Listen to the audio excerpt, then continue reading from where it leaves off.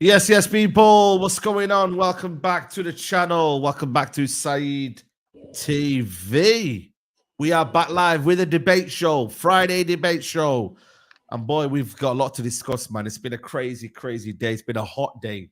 I'm roasting. You know what I'm saying? It's like nearly 30 degrees out here, man. You know what I'm saying? In the UK. You know what I'm saying? So we're boiling out here. We got a couple of the brothers in the building. We got Ziz Poms in the building. What you say, Ziz? Doing good, man. Hope y'all are doing well. Everyone having a good day. Talk football. I'm excited. Come on. Griggs, what you saying, man? We got cooking, man. I was having a good day until I went on my phone 5 minutes ago and I saw Rabiot links. Now my day's ruined. I was having a good day. I was having a fantastic day. Now my day's ruined. People are saying get the shades up. Man, the shades are there, man. Don't worry, man. The shades are right here, man. You know what I'm saying? You can wear them anytime, man. You can wear them anytime. Yo, big up to CK, man. What you saying, man? What's New York saying? Chilling, bro. It's been great so far. And you know, this week being a Manchester United fan has been even better, arguably, you know. So can't complain. Nothing to complain about, really. Got a game tomorrow. Looking forward to seeing. So maybe we get, you know, 20, 25 minutes of Euro. And then my weekend is made. Yeah, absolutely. CK, your camera might have timed out, so you might have to come in and out, man. So yeah, big up to CK. Yeah, Wavy, tell me, man. What's DC saying? We holding it down, bro. We holding it down over here. Hey, everyone, make sure to hit the like button. You feel me? Hit the subscribe button. Much love to my brothers on the panel. You already know what it is, and it's a good day. I can't wait to debate everybody on the panel. I'm so excited. I'm ready, especially Griggs. I already know we're gonna argue today. I already know. 100%, man. Especially Staffy, man, because he heard about Casemiro potentially staying, and he's already saying there's war going on. Casemiro, thank you. Stop it. Then man can hold that. You know what I mean? Stop but it. Yeah, listen, we'll talk about it all. But the first one we need to talk about is this Rabiot situation, because out of nowhere, in the last couple of minutes, United are getting closer to Adrian Rabiot. The player prefers Man United to Liverpool. Apparently, this guy's reliable. People are saying, and he basically says here, Rabiot is getting closer, free from any contract since 6:30. The player prefers Man United to Liverpool. The entourage in discussion with 2 English clubs. Yo, guys, man, Rabiot on a free. Do we say no to that? I mean, let me start off with Griggs, because he's on my kind of wave. I'm not really feeling this one. I'm not gonna lie to you. I'm not really feeling it. I've never rated him. So it's not a case of why are you underwhelmed when it's a free transfer. I've just never rated Andrea Rabiot. Like, just found him underwhelming. I don't really You know what I mean? Like, I don't know where he kind of like plays in midfield. You know, like Griggs, what are you saying? Because I'm not really feeling this, bro. I can't lie. Even if it's on a free, I'm not feeling it. Well, I think Rabiot is the pure definition of mediocre. Like when you look up the definition mediocre in the dictionary, you get a picture of Adrian Rabiot. He's not shit. I'm not gonna disrespect him by saying he's shit. No, he's not shit. No, he's not shit. No, but he's also not good either. So he's just mid. It's just that pure definition. And second of all, we got his mom, Veronique Kardashian, as I like to call her, because all she wants to do is cause up drama in locker rooms and stuff like that. Third of all, she be demanding mad wages for no reason. Like I remember last time we wanted him, she wanted like 250 bags a week. He definitely not getting that if he does come here. Hopefully, if he does come here, it better be under 200K a week. I don't care if he's a free transfer or not. I just don't think that guy deserves that much money, and I just don't think. Yes, okay, theoretically, he's an improvement on like a McTominay and an Eriksen, right? But let's be real. There's a lot of midfielders out there that are improvements on those guys. The bar's on the floor when it comes to that, especially like an Eriksen who's like he's over 30, McTominay, all that kind of stuff. For me, I don't see it. I think he's good at certain stuff. I think in terms of like he's good defensively, he's not bad. I think he's left-footed, so he has that option in there as well. He can box crash a little bit, so he can offer kind of those kind of variables that McTominay can offer. And Temi, I know we're saying backstage, he has played at the top level of football, so he's experienced in that aspect, which is fine. But he's also a player I can't depend on to give me 100% every single game. There's been plenty of games where he just will zone out of that kind of stuff. So I don't know what kind of guy I'm going to get from Adrian Rabiot. It's not. I always like to say I want a player that I can trust. I can go to war with. I don't trust I can go to a battle with Adrian Rabiot in a bit. Let's say Anfield away. I don't trust we can. If I bring Adrian Rabiot to Anfield away, I'm not 100% confident I can win that game. I'm not gonna lie. Even Ugarte, who we'll talk about later, I'll trust him over a Rabiot. And I don't even like Ugarte like that either. It's those kind of players. I do something. So I think United, there's plenty of options. Well, Spurs, for example. Spurs are about to get Jacob Ramsey. He's better than Adrian Rabiot. But they play different positions. That's the only thing that I think. He's not. He can do the job in there. Okay, so what are we signing Rabiot to play? He's not better than. He's going to play the bro. My man's going to play both. Yeah, I got a contrarian take here. That's Jacob Ramsey's better than Adrian Rabiot. Yes. Come on, bro. Stop it. Stop that. When he's fit, he's better. No, he's not. No, he's not. Who cares about this though? Who cares? Guys, there's a poll, by the way. Before he goes this year, there's a poll right now: Adrian Rabiot or yes or no. So get involved in the poll. Right now, it's split. You know what I mean? So get involved. But yes, this go ahead. This is my thing, right? I'm not too far off from Greg's where I think like I don't think he's great. I don't think he's bad. I think he's a solid option. But my mind is not thinking about next season. I'm thinking about what we're building 3, 4, 5 years down the line. Right now, it is clear from everything The Athletic has put out, everything Ornstein's saying, even Muppeteers, he was talking about the United team, whether it's the data team, the recruitment team, Ashworth, they don't have a favorite DM in mind. They don't have that 6 that they want. And if they don't have a 6 that they want, you don't need to burn 70 million or whatever ridiculous amount they're asking for Ugarte, even 40 million. You don't need to burn that. Loans, smart buys, cheap things on a free. This is a smart business. And we know this guy is not going to be a starter 3, 4, 5 years down the line. If the idea is to get maybe an Adam Wharton down the line, maybe next year going for him, maybe going for a top choice when they're in a better contract situation or there's better opportunities on the market. That's what they're looking for. We're not contending next year. Next year is going to be about fixing fundamental defensive issues. Next year is about settling in Xerxes, settling in Højlund more, fixing key problems from, again, when we had one of the worst seasons in club history last year. Like, we don't need to be at 100 miles per hour. This is a smart buy, and it sets us up for what we want to do down the line if we can't get our 6 right now. You know what? Someone said agree. Player. Is that fair on Rabiot? Stopgap player? Do people believe he's a That's fine, though. That's totally fine. That's clearly what we're going for this summer, though. I think that's what Z is exactly saying is we're not going for that. We're not going for our ideal 6 right now because he's not on the market. I mean, obviously, I'm not sure how credible that report was that we tried to go in for Onana to hijack that deal. How do you feel about it? That was weird, yeah. I mean, yeah, it's brutal. I mean, he for me was the ideal option this summer, but Adam Wharton, I think, is a better option. Like he ideally, Adam Wharton could be the ideal player to put next to Kobe Mainu. Even though I think so highly of Onana, and Wharton will never be able to reach his levels in terms of duels and ground coverage and whatnot. But if we can get Adam Wharton in a couple years, there's no reason to go and spend. And I don't think we're gonna meet Ugarte at 70 million. I don't think we'll spend more than maybe like a 35 plus 5 is like the Apparently, we're looking at loaning the top first. end of the deal. Yeah. I don't think they'll accept a loan, to be honest, because they want to fund. These men do it all the time. Get João Neves. It They pisses want me off. they need the money to go and get João Neves. But These man. in terms of Ugarte loan though, that's like, also he's gonna smart be business. See, I don't mind. loan is good I business. think if we can do a loan, we will. But I just don't know if it's going to be an actual thing. But in terms of Rabiot, it's like he's not terrible. He's not exactly what we need. He's fine. He can do a job in this team for a free. Like, you got to look at our current midfield options as well. That's obviously got to be in the scope of what we're saying. Casemiro, washed. McTominay, not a midfielder. Probably going to be sold. You Also, we don't Mason have a Mount, left-sided Kobe, and midfielder, Bruno. do we? We don't really have a left midfielder, do we? I know that We doesn't. don't have any. doesn't We mean don't have anything. anyone in that. We don't have anyone to play next to Kobe that we're confident in. That's, Yeah. that's the reality. We're So if saying we a get a Rabiot full Manu option, pivot works. Is that what we're saying now? Yeah, basically. That's it's better than what I'm saying. Casemiro.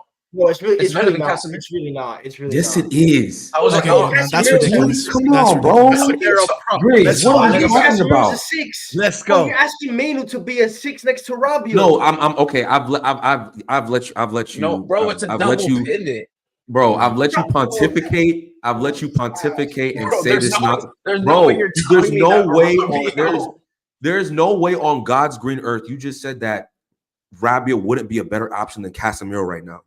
What are we talking At about? the 6, I did 6. Bro, no one is a defensive-minded 6, bro. midfielder. No one is a 6 in that. And bro, they're playing Bro, in a you got- double bro, pivot. in a They're pivot, playing in a there's always a both more of bro. defensive Both of minded wait. player. Listen, Griggs, chill out. You've It's talked. just an You've talked. interchange. You've talked, bro. The upgrade is that we have 2 players in midfield who are competent on the ball. That is the upgrade. That is the upgrade. Acting like Rabiot can't, like, bro, Rabiot's not fucking N'Golo Kante, but he can cover enough ground. He wins balls in the air. He's comfortable on the ball. He's good in second phase play. He scores goals. What are we talking about? Like, this is an upgrade on Casemiro at this stage in his career. Like it doesn't make. I genuinely don't understand how Casemiro is respectfully, he's washed. He doesn't cover ground anymore. He's late to tackles. Like, what are we talking about? This is an upgrade. Griggs, you would rather go into next Just be season. careful with the word. Just to make this clear, you would rather start next season, match day 1, with Casemiro Manu than Rabiot Manu. Because he's what he's saying is that he's. Yeah, go on. When I look at a double pivot, yes, there's technically not a legit 6, but there's always a midfield that's more defensively attributed than their partners. He's positionally aware. Are not a good defensive pivot, especially Bro, when you're looking at a coach. That's not the question I asked, guys. That's not the question I asked. Yeah, I'd rather go with a Casemiro Manu pivot than a Rabiot Manu pivot because at least Casemiro is a better 6 than Rabiot. This doesn't make sense though. Like, the whole idea of Casemiro is getting 50 mil from Saudi. It's not about whether he's a functional option. It's the fact that we're gonna get more value by selling him. And Rabiot on a free, he frees us up to do more later down the line. If we get 50 mil for Casemiro and the replacement for him is Rabiot on a free, for me, that's terrible business. Yeah, that's a good point as well. How is that terrible business? It's like you need to go spend that money. They don't have that option right now. They can spend the money. They are able to spend money right now, and they don't have an option. That's why would you spend 70? No, why would you sign Amrabat for 15 mil than sign Rabiot on a free? I'm being. I'd sign both of them. I'd give. You can do both. Yeah, do both of them. Why not? Can I ask you a question? Was he on top of your list? Rabiot, by the way, was he? I've been talking. I've been a big fan of Adrian Rabiot for years. I'm not gonna lie. I've been talking about Adrian Rabiot last year when he was available for free. I was frustrated we didn't go after him then. I thought that would have been an upgrade. So yes, Adrian Rabiot to me is an upgrade in our midfield, big time. Like, he's going to help us tremendously. If Liverpool are involved, you know me in it. You know, I hate the scouts, isn't it? If they're involved, I'm looking to steal them. But I'm only steal them out of spite and out of hatred. I'm not gonna lie to you. All right, would you guys say this though? Rabiot's probably coming here for a bag. He ain't coming here to do anything else. That's the question we need to ask. What's We're the not wages? giving out bags, bro. This is Bro, what, like I said, what do you think we're offering him? What do you think we're The offering guy, him? bro, when the guy's motive in football is to not win. We've seen that for his whole career. His motive is to never How can you win. say that? He has like six league. He has like six league titles. What are you talking about? No, that's different. There's different being part of a good team and having the motivation to win. That's two different things. What Because he there's played? players that He been part was of a good teams that contributor. have not had Bro, motivation he has been to a win. bro. What you're saying is nonsense. You can't really just. When's the last time Rabiot won a Bro, league title? Say he doesn't want to win. okay, he won a Doesn't league mean he title like doesn't 3 wanna win. years ago. He's won, Okay, bro. back when Syria was dusted. That's the last time he Bro, won a league. oh The my moment Syria gosh. became Wait, a Wait, leader, Griggs, Griggs, I have a question. Griggs, I have a question. What are your expectations for United next season? compete for top 4. Compete for top 4. Okay. Yeah. And give me like an upper bound and lower bound. Like, what is the best possible thing you think we're doing based on our current trajectory and the worst possible thing that can happen? Best possible is United get top 5 and win the Europa League. Worst part, probably finish 7th or 8th again. Okay. So, given that range of possibilities, given what the average thing and what we like want to do for the season is, right? Why would we not just capitalize on easy things so we can set ourselves up to get a top target? Even if, let's say, Ten Hag leaves or if he stays, getting our top DM target when we have a surplus of money and we can really compete in the market with anyone, why isn't that better? Wait, what is That's what Rabiot offers us. No, Rabiot doesn't. Bro, the only reason is because he's a free. That's about it. But sometimes getting the free transfer ain't always their smart business. That's not how it always works in That is a football. good point, though. You have to acknowledge that. Not every free transfer. But you haven't actually given a look like I think you're really like.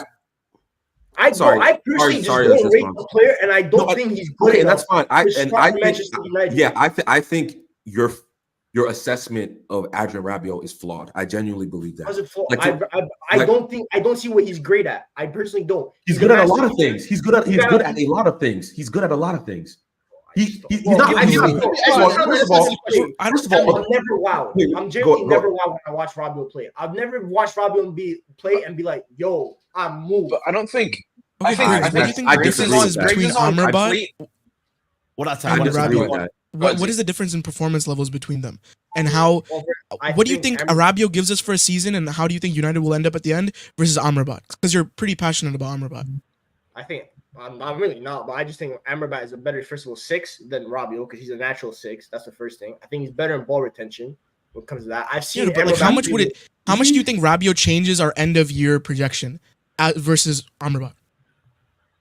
I think Amrabat provides more stability than Rabiot to United.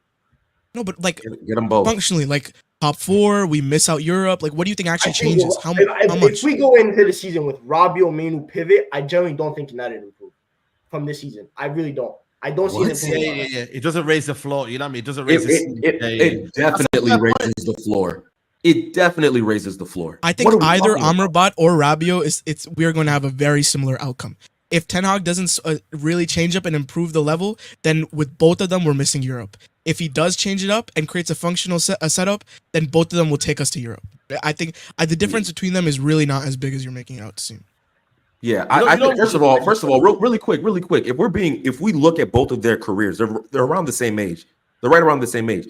Adrian Rabiot has performed like at a higher level consistently over their careers, way more than Amrabat. Let's just be real.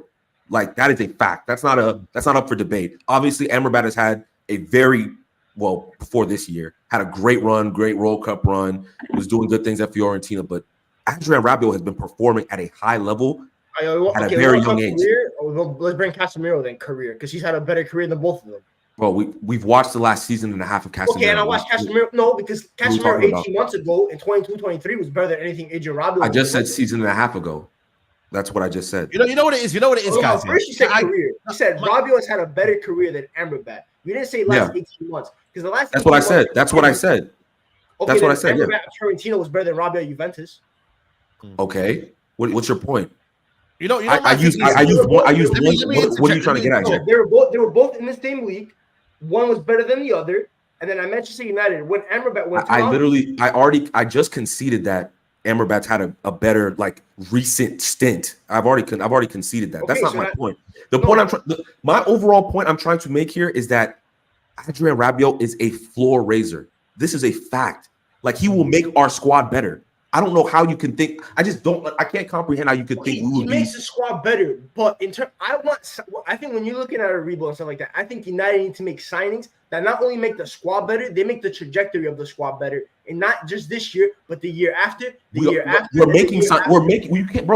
can't just sign a bunch of potential, bro. You have to have some actual veterans, bro. You can have some veterans in the squad that will come here, make an impact for a few years, and then when it's time to replace them with whoever, or if we find the right target next year, you make that move. That's how this shit works, bro. This isn't like Griggs, you said signing.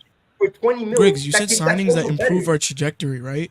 Like, won't signing Rabiot just give us a free 100 mil hit at any top 6 in the world we want next season?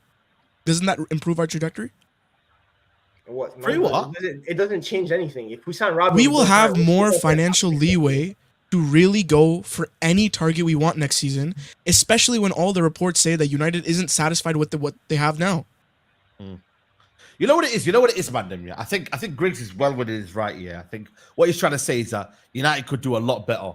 But I think for me, everyone's probably thinking, you know what? For now, this is probably what we should get, and it's going to be enough with Ugarte alongside it. That's what I'm getting from Ziz, from CK, from Temi, is that you're saying that, you know what? For now, Rabiot for Ugarte, it ain't a bad option. And you know what? We're getting top 4 anyway. So he's probably the standard right now we need to get. Pretty much, right? He's not a world class player, but I think he's a very good player. Okay, like, you know what I'm saying? Like, I think he makes our team better. No question. Let me get Ahmed's point, and we'll move on from Rabiot. Ahmed, what are you saying about Rabiot? Nah, for me with Rabiot, I don't think he's like amazing like that. I don't think Rabiot is amazing. I don't think he's trash either. I think he's just in between. Do you get what I'm saying? I just think he's an in-between player. Like, he's got decent attributes. He's got that height. He can win the ball back. I don't think he's amazing yet. But for me, it generally depends how much his wages are going to be. If he's going to be asking for a crazy amount of wages, then we shouldn't be getting him. Do you get it? If that's the only case, because, bro, we need some midfielders in this team, and we're not going to get always like the amazing signing. So in terms of what midfielders available right now, because we would all love a Vitinha or a Fabian Ruiz. Do you get what I'm saying? But they're not available. So in terms of what is available right now, I wouldn't mind taking a hit on him in the meantime. Like, because I generally don't think like you can bring whatever midfield you want, like, at the end of the day, I'll say it so many times, it's still going to be Ten Hag, the one that's going to be coaching. So no matter who you bring here, there's still going to be issues, whether that be a Rabiot, whether that be Amrabat. So we're fighting for, like, bro, if the system cooks, then Rabiot will do well. Same with Casemiro. Do you get what I'm saying? So, like, I'm not too fussed about it. Like, what's this? Oh, shit. David Ornstein Bomber. Oh, shit. We got a David Ornstein Bomber, guys. You want to know what it is? Is he United related? Arsenal fans. Wait, is he got? Wait, what? Bro, we got him. We got the teenager. Yeah. Yo, jeez. Yo, it's peak for Arsenal, you know. That's not I told you, man. Oh yeah. There we go. Oh, I saw another notification. The Telegraph, Ducker just posted that we're going back in for Branthwaite too. This one here, Man United exploring deal to sign Chido Obi-Martin after Arsenal terms expired. Arsenal made what felt was fair offer, but youth striker decided to move on. 60-year-old visited Man United this week. Discussions yet at early stage. Others not MCFC also keen. Bro, Arsenal are in the mud, you know. Arsenal are finished, man. Arsenal are finished, fam. They had their little purple patch, bro. I'm telling you, they're done now. They're finished, bro. But they'll say that. You know what they'll do? Yeah, they'll start to say, "Oh, he's not that great to cope." That's what they're gonna say. I'm telling you. What you man saying? Anybody like looked up at this kid? You know what I mean? In terms of, like, you know what I mean? You see these goals and that potential wise. Anyone? I just know he's 6'2". He scored like 80 goals or something crazy. Yeah. I mean, he's 16. Like, at the end of the day, like, we're not gonna see him for another 3 years. But like, if we get a crazy talent out of Arsenal's academy, that's quite the statement. I think the one comparison I've heard of him is like Tammy Abraham before he debuted for Chelsea. So Tammy Abraham, how Tammy was as a prospect, I think Tammy was an elite prospect back then. Obviously, before everything happened with the ACLs and stuff like that. That's what he's been likened to, like 6'2", tall. But it's hard. You can't really judge how he's on youth football when, especially when someone like that is like just so more physically gifted than everyone else. He's like 4 or 5 inches taller than every other player on the pitch. So it's hard to kind of judge how it goes like that. You just got to see him develop. Nah, listen, Arsenal. You know what it is with me? It's the fact that these Arsenal fans are gonna be crying right now. You know the ones there because they ain't got no signings. Them man were chatting to me today saying, "Oh, you're not gonna get him, etc., etc." Do you know what I mean? Like, man got 36 GA in 21 games. Mad. He scored like 7 goals in a game. Mad thing. You know what I'm saying? These Arsenal fans, I'm telling you, man, the tears were snatching people's chains this season. Then in Euro first. Hey, we're here for it. We're here Bro, for it. we here, man. Do you know what I mean? Damn, man, what are you on? Where's Edu at? Seriously. Can anyone know what Edu's doing? He got his he got his little golden ball celebration, you know. He got his little celebration. Listen, I'm telling you, listen, Ineos are not, they're not bothered, you know. This summer, Jason Wilcox, Omar Berrada, them man ain't playing around, man. Nah, I was trying to tell people, man, like, chat to them. People need to just be patient, and like they're executing. They're executing. That's all we ask for, bro. Don't get pumped and execute. And they're doing that. So, hey, long may continue. Long may continue. I hope we get another signing this weekend, man. Bro, that man, you know what it is with Ineos here? They're not messing around, man. How was it? 4 days in between every signing? 4 days? No, it's crazy. They're moving quick. Like, they're actually moving quick. Like, we haven't even had time to like sit on the signing, like, oh yeah, we got this guy. Let's like, you know, normally we have to wait like 2-3 weeks between each signing. You know what I'm saying? Like making signings after the season started, which I don't mind if we do because we already made like 3 or 4. But yeah, no, it's we got the Arsenal. Arsenal's in trouble, man. The rivals tears are here, man. I thought they were getting Calafiori, bro. I wanted to go hijack that guy for the bro. Go hijack that one as well, man. Why not? Do you know what I mean? Nah, that would be hilarious. Mate. That would be hilarious, bro. I'm telling you. Let me get these super chats in. Big up to ZKJ says selling McTominay for 30 million pure profit and getting Rabiot as squad play for free is a no-brainer, and I'm not even a big fan of him. Come 1,000%. on, man. Karen took the kid says waiting for the pool fans to say they pulled out of Rabiot deal because they didn't want to overpay on the transfer fee. Bro, Liverpool don't have that juice no more, bro. They don't have that juice. I'm telling you, bro. They don't have that juice, man. Big up Matt Ross says I wouldn't take Rabiot. He's had the option to join us twice and not bothered. We're looking for hungry players. We can't be arrogant now on choice. That's a fair comment. Grizz Logic Euro doesn't want to join. It doesn't want to win. He joined United. And why not sound N'Golo Kante for a short-term fix? Nah. Listen, he had a good Euros, but bro, did you see his injury record beforehand? Do you know what I mean? You see his injury record beforehand. The pace of the Euros is perfect for this version of N'Golo Kante, bro. Like it's a much slower pace. You know what I'm saying? Like the Premier League will break his body down. Like facts. It's just a fact. Do you know what I mean? What you might say, guys, there's 1,000 people here in the building, by the way. We're gonna talk about we got to talk about loads of things in it, but Ugarte, 70 million euros, PSG won, yeah. How do we go around this? How do we navigate around this? Because a lot of the fan base don't want him. We talked about it last week and it got a bit heated. You know what I'm saying to you? But Ugarte, the club with personal terms have been agreed. United won him. How do we navigate? Because they're literally asking for 70 million euros. Apparently, we don't know. It could be 70 million euros, but how do we navigate down that? What are you saying, man? There's a 0% chance to pay 70. Yeah, there's no chance. But I saw this interesting tweet because I was watching some of Ugarte yesterday, and I thought he was better than I originally had made him out to be. But obviously, I'm not a fan of his. But then like I saw this tweet today that kind of like made a lot of sense in what I already knew about the player from the Devil's DNA. He's a good account on Twitter. He's very stylistically similar to Casemiro, but not just Casemiro last season. Casemiro in the season we won the Carabao Cup, where everyone was saying he's one of the best defensive midfielders in the world. Very similar to that, right? I actually don't think there was that much difference between that version of Casemiro and then what we saw the next season. The structure around Casemiro was made for him to fail. Everything being repeatedly given to him, his legs being taken out under him, covering that amount of space.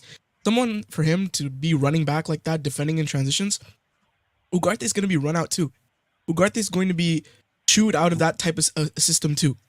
If you can make it compact, if you can make a really solid defensive structure, I think there's a lot of players you can put there and be serviceable for United.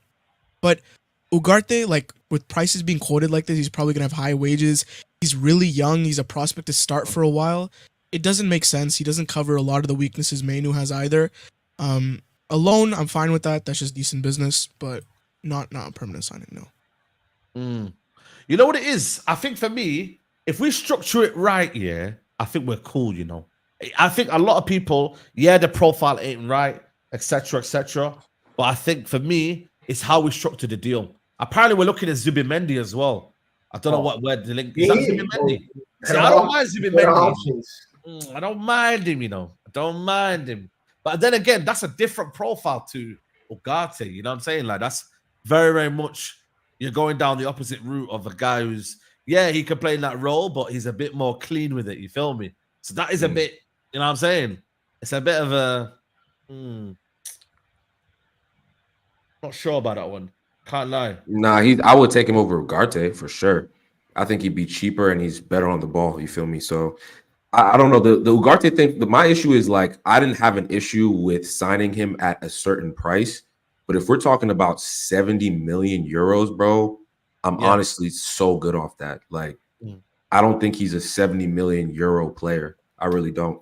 Like, he doesn't have, I think his technical floor isn't high enough to warrant that, in my opinion. Like, I think he has a lot of good attributes. Like, obviously, he's a runner, good tackler, aggressive, decent passer, and that's the best I'll give him. But like, again, 70 million, a loan deal, sure. Like, I'm all for that. Like, I think he makes our team better, but I think you could spend that money in a different way. You feel me? Which is why I think that we're getting all these links like Zubi-Mendi now and Rabiot, because if that's what PSG's putting on the table, I know from what we've seen, Ineos is not doing that. Like, I don't see Ineos laying down 70 million for this player. You know what I'm saying? So I don't know what the fellas think, but I am super good on that. I'm super good on that. You know what it is? I think the Zubi-Mendi one, again, is a more of a controller, innit? You know what I mean? He could get the ball. We need one. We need more of those in the team. That's what I'm saying, bro. That's why for me, but I'm like, how much will he cost though? That's the problem. I don't know how much. He won't cost a lot. He won't cost a lot. Here's a release clause. I think it's between 50 to 60 mil release clause. 50 to 60 million. How old is he? 25 as well. I'd take Zubi-Mendi in this team. Like 27 in the heart. Right? Hey? But again, is 25. Zubi-Mendi someone that's going to be in this team for years to come? Okay. Yes. You said what, Cole? You said, is Zubi-Mendi going to be someone that you think could be in that position for years to come? I think so. No. I think so. Yeah, I think so. I think that's high. I think he's a very good player. I think that's high praise, though. So in a couple years, when we want to drop whatever they're gonna Crystal Palace wants for Wharton, and we're tied up paying Zubi-Mendi's wages, and we can't go for Wharton. They both left-footed, didn't it? Or someone else. You think Zubi-Mendi will cost that much? You think he'll be like a 150K a week player? Like, I don't think so. I don't think he's gonna. So I don't think he can demand. That's not even high wages though. 150K a week is nothing. Yeah. No, it's not bad. Not for a player of his quality. Not bad, but I don't think. We just still need to buy so many other players that I just feel like this position, who we put next to Mainu, is the most important thing that we're gonna do for the next decade, in my opinion.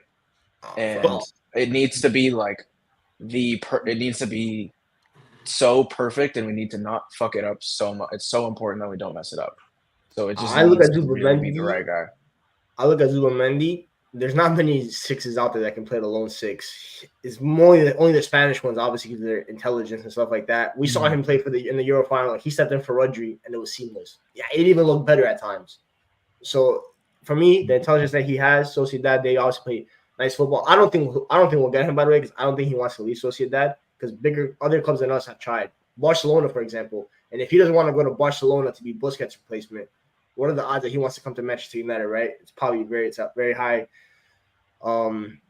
a low probability. But if we can't convince him, same way we convince you, right? Never say never. But if we can pitch an offer and he wants to come and the deal is for it, 50 mil, 60 mil release clause, bro, for a player that quality, just go drop the bread. I'm not, and then worry about the money later. Hey, I want to play devil's advocate for like 5 seconds. Okay. Go on. Would you have been saying this 6 months ago? Zubimendi, yeah. Zubimendi. Would you have been saying this 6 months ago? Transfer market. Like I listen, I think that he's a good player. Like he's a good player. But again, I think that for me, like the general public's opinion of him has been determined by that like half of football. You know what I'm saying? Like that half in the Euros. I think most people saw that. They're like, all right, no question. I think judging and this is not you, Griggs. This is not directed to you, Griggs. But like I think judging players on international football is a very dangerous thing to do. Like the form is not always replicable, especially like the teams. The thing with Spanish players is, don't forget though, they play the same system. I think that's what I'm saying. I think it's an exception, but he wouldn't be playing like Spain. You know what I'm saying? Like he's not going to be. You're not going to play like that if he comes to us. You know what I'm saying? It's going to be a different outfit. So I would be. Let me not say hesitant. I would be cautiously optimistic. You know what I'm saying? Before like, if you think we're gonna get Roger or whatever, we're not getting that. We're not getting that, but we get a very good player. Like we get a very good player. I don't think Zubimendi wouldn't be my number one. I think we have to carefully consider the balance of what we're going for here. Like, Manu is a young player, and I don't know if people are gonna be mad at this, but like Zubimendi is better than him comfortably, like in possession, like comfortably. He's a better passer. He's a smarter player. He's a better playmaker. He manipulates defensive blocks around, gets his team up. Defensively, he's also better than Manu, but like it's not to the level where it balanced Manu so you could let Manu develop and be free and bomb forward, you know? Like the profile next to him, I think what we need is someone who can cover a lot of ground, who is really comfortable in duels, but someone who is also a progressive passer and can receive back to goal. That's a lot to ask for. I like the easiest comparison right now is just probably Wharton. Wharton is a better passer than Manu. Wharton can kind of control those spaces better and progress like kind of like you'd want your 6 to do. But it would give us a better balance at what Manu is trying to do in like those tinier spaces, combo off others, get forward, and be like that technical player that we know he is. Zubimendi would, I don't know. I don't think it gives us the right balance we need, especially for that's like a 5-year signing that we commit to. I think Zubimendi allows you like for life after Bruno, because Zubimendi can play lone 6, you play Manu, and then you get another box to box. So like it allows you to like fluctuate your midfield. Because it's like, for example, when Ugarte, you're limited to playing a pivot. If you have Ugarte Manu, you have to play a pivot. You can't play Ugarte as a lone 6. He's gonna get absolutely rinsed apart. Zubimendi has the experience to play as a lone 6. So life after Bruno, which let's be real, life after Bruno is ticking. It's not that far away. It's at least at most 18 months away. So with Zubimendi, you have a 6. You have Manu obviously in the 8, and then you figure out who the other midfielder could be. You talk about legs, you go get maybe a midfielder that's a box to box, that's like the ultimate engine, that kind of stuff.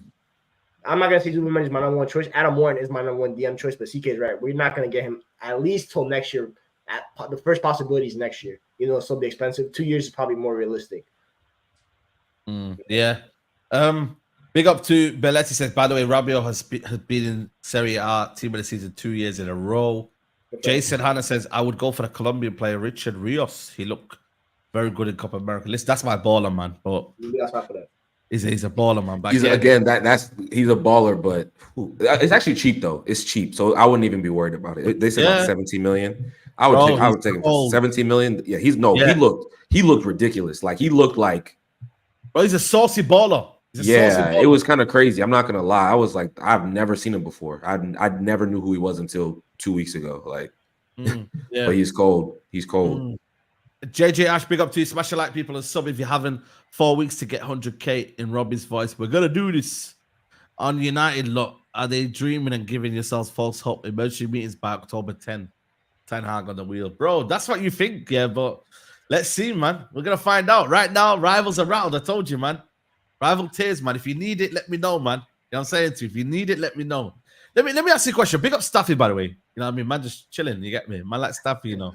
But my thing is, what's your midfield kind of like? Because we're linked with now Rabiot, Ugarte, Amrabat's still lurking around. We're hearing Zubimendi.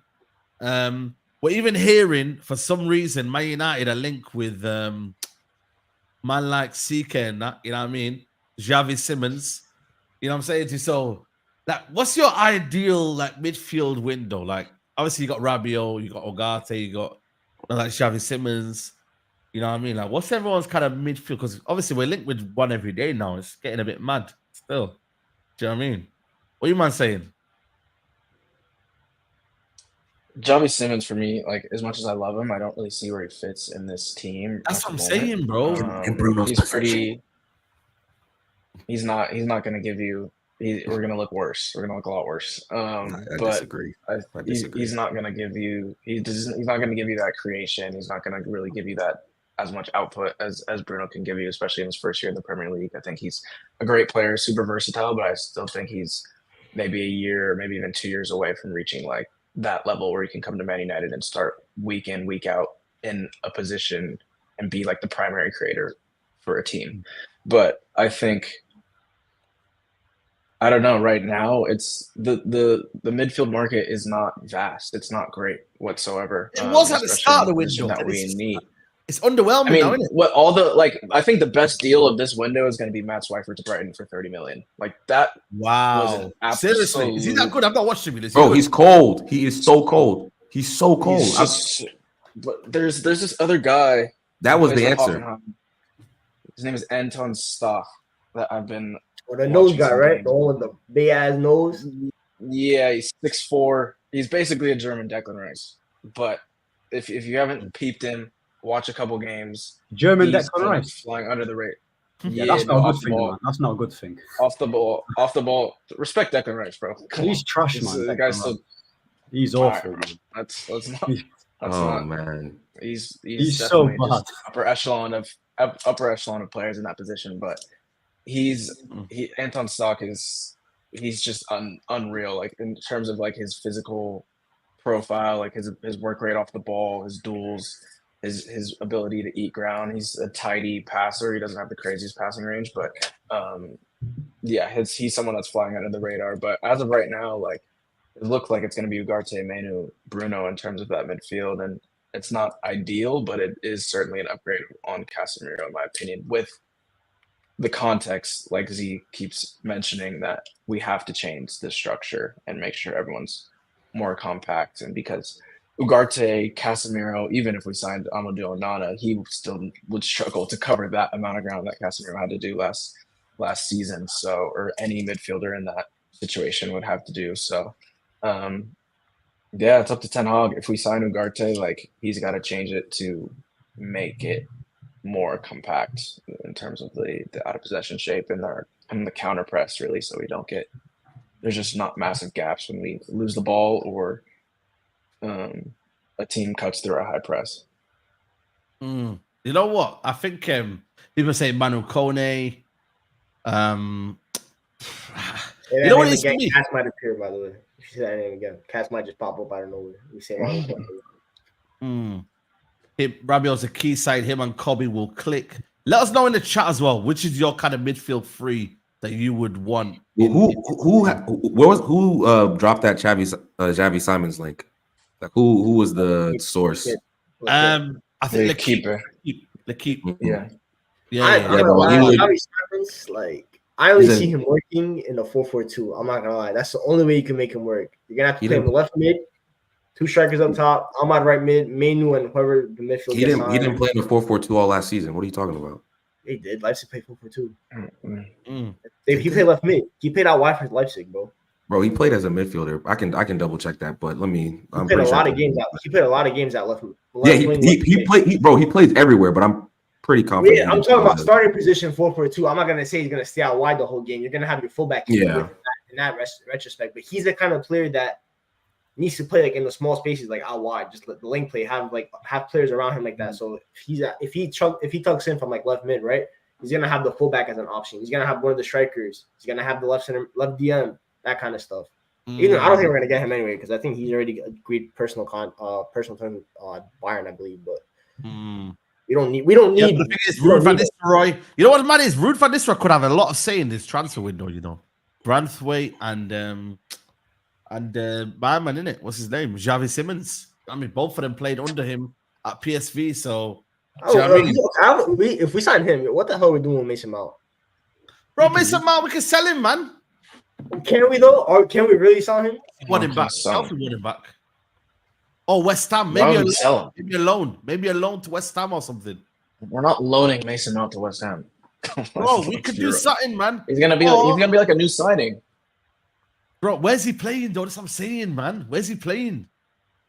In the midfield, in the 8. What do you mean? The fact that he's our number 7, you know, that pisses me off every day. You know, like let's not even go back into that. That jars me, you know. I can't lie. He's our number 7, you know. That's embarrassing. This is what I'm saying. That signing there didn't make sense at all, man. But for me, like, if they're looking at these signings here, and if Xavi Simmons is the one they're looking at and whatnot, like, you got to remember, Ineos are making their moves. Jason Wilcox is making his move. Like, he's not really looking too tough at the guys that were brought in last summer. Like, that's not his priority. As much as he, you know, he's the technical director, whatnot, he's not really, like, Mason Mount's not his signing. It's not under his books. So you can maybe think, you know what, I want another player, or I want to bring in someone else. And obviously, with Mason Mount's injuries as well, you know what I mean? It's a bit of a, do you know what I mean? Like, you have to watch out for his injuries, man. He has been picking up a lot, but knocks, etc., etc. So I don't know.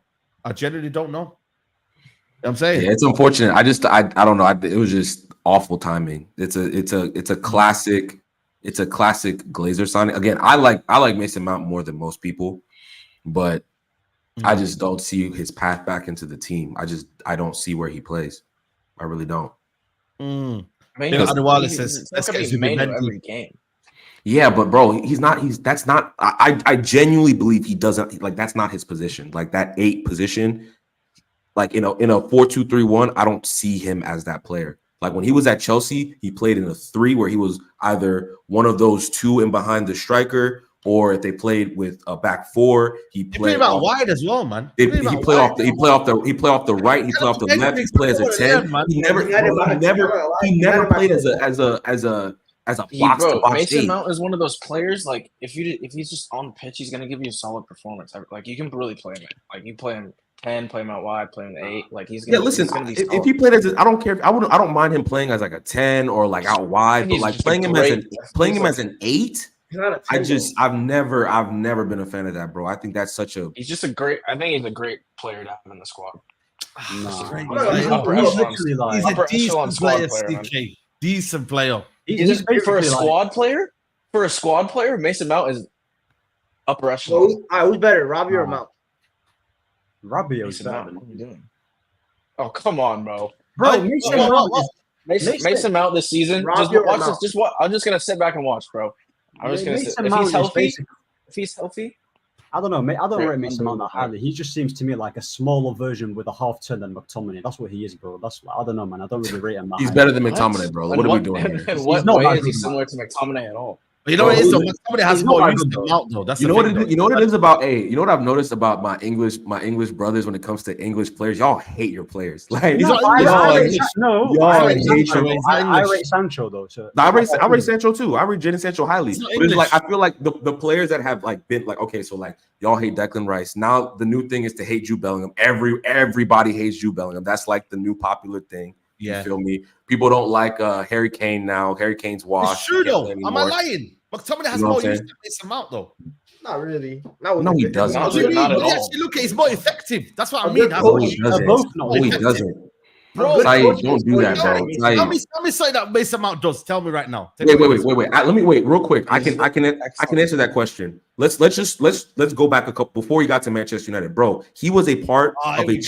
He was part of a. No, we're talking about a player who hasn't literally. He had 2 seasons where injuries, like just did not play. Okay, before that, he was starting in a Champions League final winning team. Like, played that whole season, played amazing. Was a huge part of a Champions League winning team, bro. What has McTominay accomplished to say that he's more effective than Mason Mount?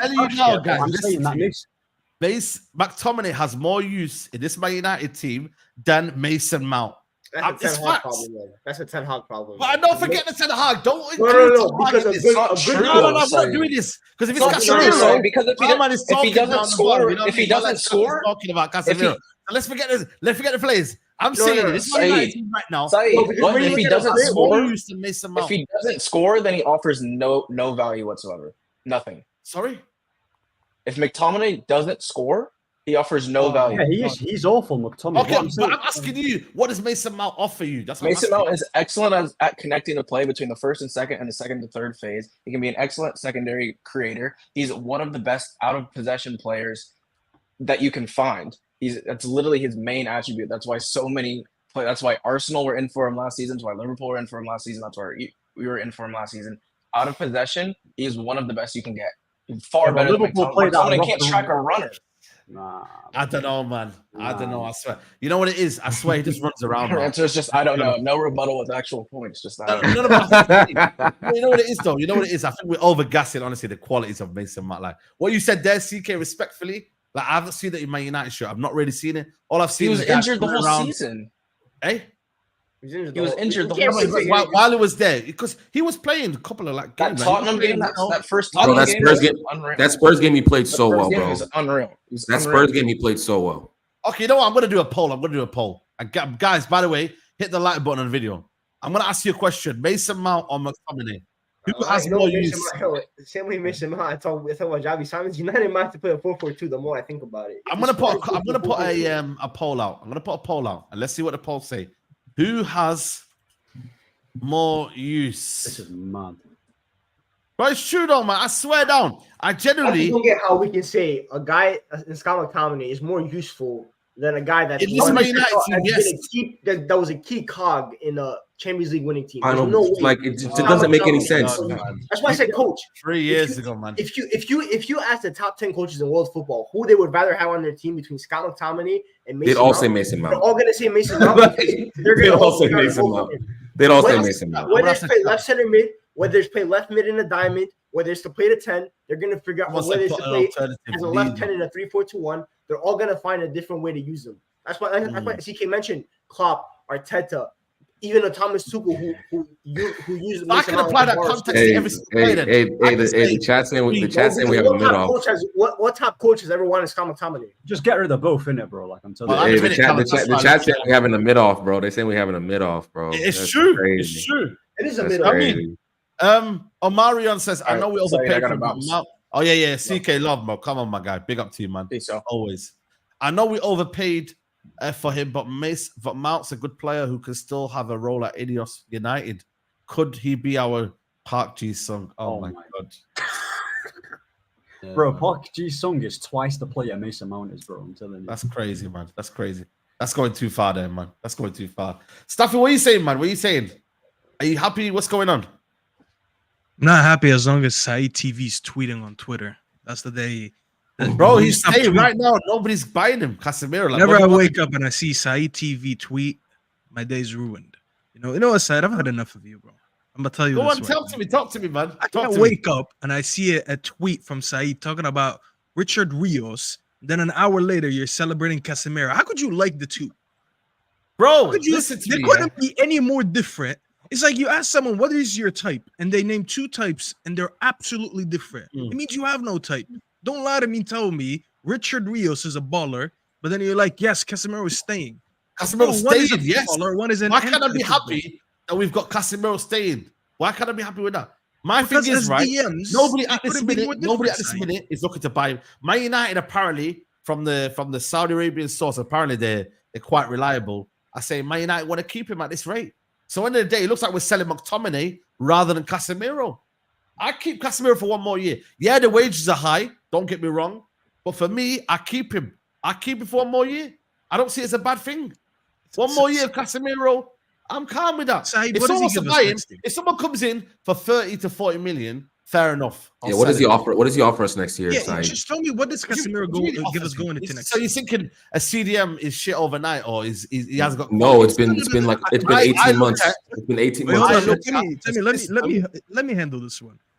You're saying overnight, Saeed. Do you want to finish first? Because I just want to rebut what you just said. That you said okay. My thing is, if we get a better midfield next summer and we are structured better, I think you'll get to see a better Casemiro. I think the Casemiro you saw last season was because of the 3-1-6 formation that left him exposed, that left him run ragged. I thought he rushed back from injury too early. I think there was multiple reasons why Casemiro had a bad season last year. Yeah, there was mistakes in his game, but I look at that formation. He was left exposed. He was left absolutely neglected. That's why, for me, I look at it more the system. You go and get a Rabiot next to him, or you go and get someone else next to him, you're seeing a better Casemiro without a shadow of a doubt. Yes, Saeed, listen, a lot of people say this, but this is not true. Because even when he played in center back, he still was shit.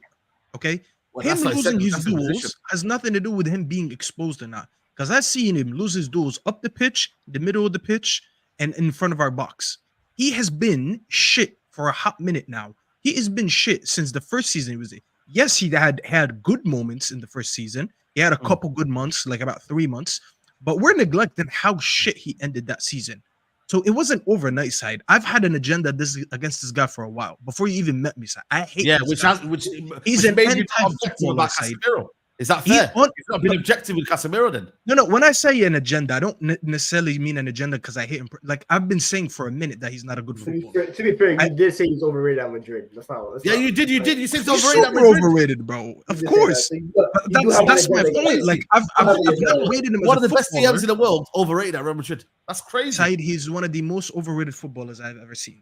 That's why Madrid didn't look any worse when he left. Okay. So you just think he just stayed in that Real Madrid that had Kroos and Modric and won back-to-back. Said, you're not the best midfielder in the world if they replace you with someone else that's up and coming and they still look good.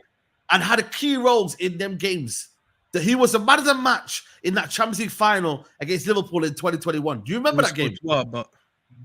Yeah, Casemiro cooked in that game as well. I remember that game. Bro. Yeah. And that's midfield with what? Who was in that midfield, guys? Can they remember this? Can you remember that?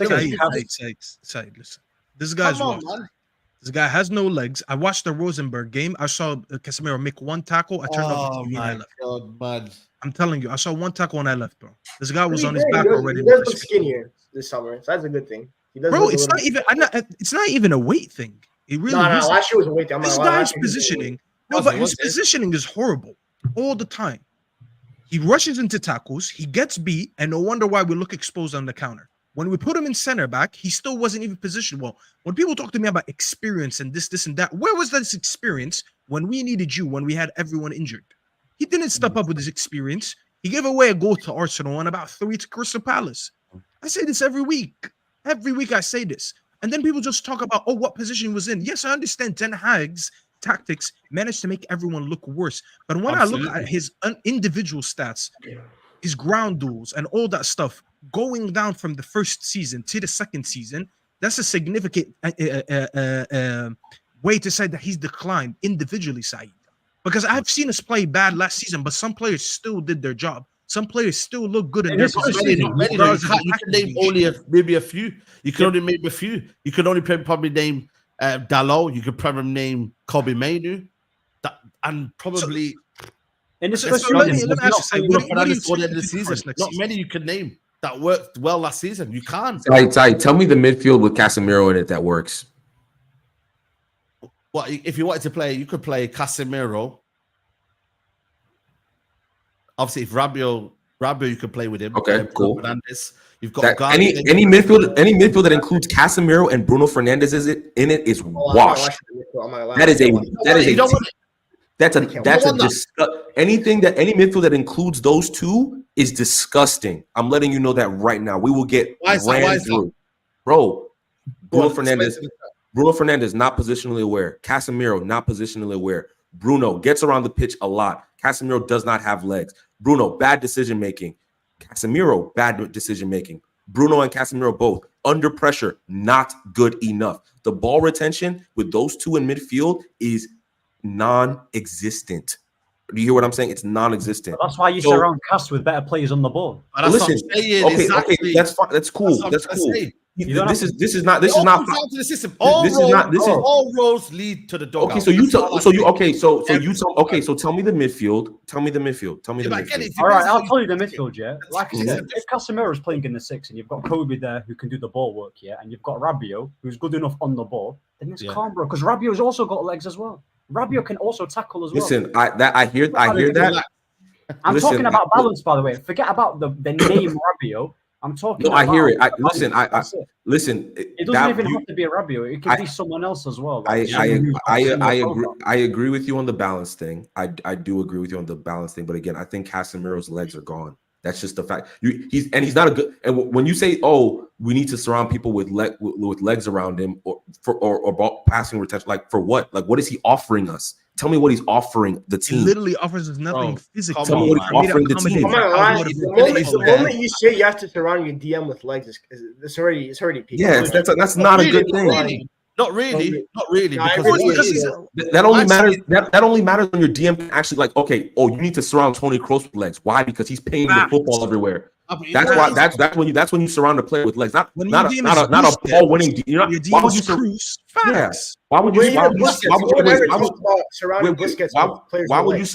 you surround a supposedly ball winning midfielder with legs? With ball winners. He's supposed to be a ball winner. You might not understanding there. Like, let me ask you a question: how many midfielders would work in that 10-arc system, that 3-1-6 in world football? No midfield. How many do you reckon? Not many, but there's someone that would look better than him. Though. Who would look better than Casemiro? See what I'm saying? For me, I think what you guys are doing is you're putting a lot of the blame on Casemiro, and you kind of almost call him washed, which I believe he's not. I think for me, he's still not to the level maybe that everyone's thinking of, and I agree with that. He's not the Casemiro 5 years ago, but this idea that he's washed. Side. What competitive team does he start for right now? Like competing for Champions League, competing for a league title. What team? Again, it depends on how they play. No, there's none. The answer is there's none. There's none other than Manchester United where he would be starting consistently week in, week out. None.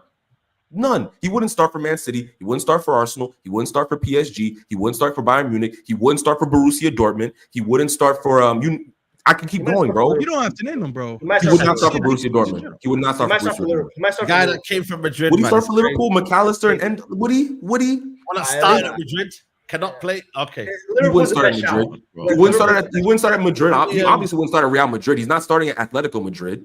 No chance. Would he start at Girona? It just shows you, man. Ten Hag finished him. I'll be honest with you. Ten Hag finished him. He's not finishing. The guy just can't play football, bro. You know what I'm saying? In 2 years, in 2 years, he went from one of the best DMs in world football to now it won't start anywhere and he's finished. Wait, real quick. This guy said Casemiro wouldn't start ahead of Rice. Of course he wouldn't start ahead of Declan Rice. What are you talking about? So now Rice is better than Casemiro. I've heard it all. Yes. Right now he is, absolutely. That's crazy. Are you delusional? Is this Okay, I was staying quiet for like 5 minutes, like 10 minutes, 15 minutes, letting this play out. Jesus Christ! What's Rice good at? What's Rice good at? Tell me what he's good at. What's he good at? Winning the ball. Everything that you rate Casemiro for. No. I don't like extremism. I don't like extremism. I don't like to be. I normally like to talk with nuance, but like I genuinely think at this point in Casemiro's career, every aspect of football, literally every aspect of football, Declan Rice is better than Casemiro. Thank you. Everything. Everything. Oh my God! What have I just heard? What? Okay, so you tell me what Casemiro is better than Declan Rice at? Everything. No. Name something. Rice to win the ball more than Casemiro. Now we're pushing it. Who covers ground better right now? Casemiro or Declan Rice? Ground doing this, bro. Casemiro is better. Who passes the football better right now? Casemiro or Declan Rice? Is a better passer than Rice. No, he's not. No, he's not. No, he's not. No, he's not. What are you talking about? Rice does not pass forward. What are you talking about? What are you talking? Oh my goodness! This is just factually incorrect. Stop using. When you talk about passing, I do think Casemiro has a better long range pass than Declan Rice. Yeah, like Casemiro has a better range of passing. Yeah, he can ping a little diag better than Declan Rice. But overall passing, 0 to 5 yard passing, the typical pass range for a defensive midfielder. Declan Rice is a better short passer than Casemiro. That's another mid-off, you know. Casemiro, my 17 years of watching him sport, is the worst short-range passer I've ever seen in my life. He's not a 6, he's an 8, but he's better than Casemiro. I take Declan Rice in the 6 over Casemiro right now, no question. Yeah, lock the season. Casemiro's not a 6. Let's just give it up, bro. Bro, wait, real quick. Real quick. Arsenal finished with their highest points tally ever last season, did they not? Did I make that up? Congratulations! Arsenal came back to back. No. They had 90 in the Invincible season. Okay, they had 90. They had 89 this past season, right? or He's something not like even their that. best midfielder at Arsenal. Yeah, bro. You said what? He's not even their best midfielder at Arsenal. What does that have to do with Casemiro? No, but you're overrating Declan Rice. What, so you're telling me Casemiro would start for Arsenal right now? Well, of course he starts in that 6. Lord have He's mercy, starting that bro. 6. What are you talking about? What are you talking about, bro? What are you So talking now about? Declan Rice is better than Cass. Okay. Right now, yes. Can I- Right can I- now, he is better than Casemiro. I think you know what it is. Yeah, I think it's one of them. Like, I think ultimately there's qualities that Casemiro has that Declan Rice doesn't have. But you would say on the trajectory right now, Declan Rice is at a higher kind of maybe trajectory than Casemiro. You know what I'm saying? He's more younger. You know what I mean? It's more. Do you know what I'm trying to say? So at the end of the day, there's certain qualities that I think Declan Rice has that are better than Casemiro. We can agree with that. Listen, Ahmed has his opinion, and that's fine. Guys, keep liking the video. We've got a couple of super chats here. Omarion says Casemiro was only good for 3 months in his first season. This is a burner account. Staffy's burner account. Hasn't had a good game since the Carabao Cup final. It can't be me. Sell that. Oh yeah, true. Sell that wage trade ASAP. Adiwale says, how can easily people forget when Casemiro and Manu came back December, January, we started winning games. Casemiro disrespect got stopped. That is gaslighting. You know, that is true. That's gaslighting of the highest order. Everyone started to say, yo, Casemiro, looking better with Casemiro. I even see the Grizz tweet. I mean, they're not Grizz, Staffy tweet saying, yo, we're looking good right now. Look at him coughing, man. He knows it's true. It's mad. Anyway, December and January. I remember that 6-7 game span. We were on Saeed TV every day screaming about, we're barely winning games. It's only 1-0. This is unacceptable. We're covering over the cracks. But now Adewale thinks we had a good spell that I have to. I need some water, bro. This is. Let me get this super chat here. Adida says, big upside. Who's better, Bruno or Odegaard? For me, Odegaard. I rate Odegaard better. Of course, Odegaard's way better. Yeah, there you go. See, we're not biased on this channel. You know what I'm saying? Yeah, Odegaard's better. That's not even anything to do with the ball. Casemiro's better. Anything without the ball, Rice is better. Says Adiwale. It's not true. Ahmed is concussed. Yeah, what the fuck, Rice? I will die on that hill, by the way. I will die on that hill. You're dead, man. Your family is missing you right now. Wait, your soul's upstairs. So gone.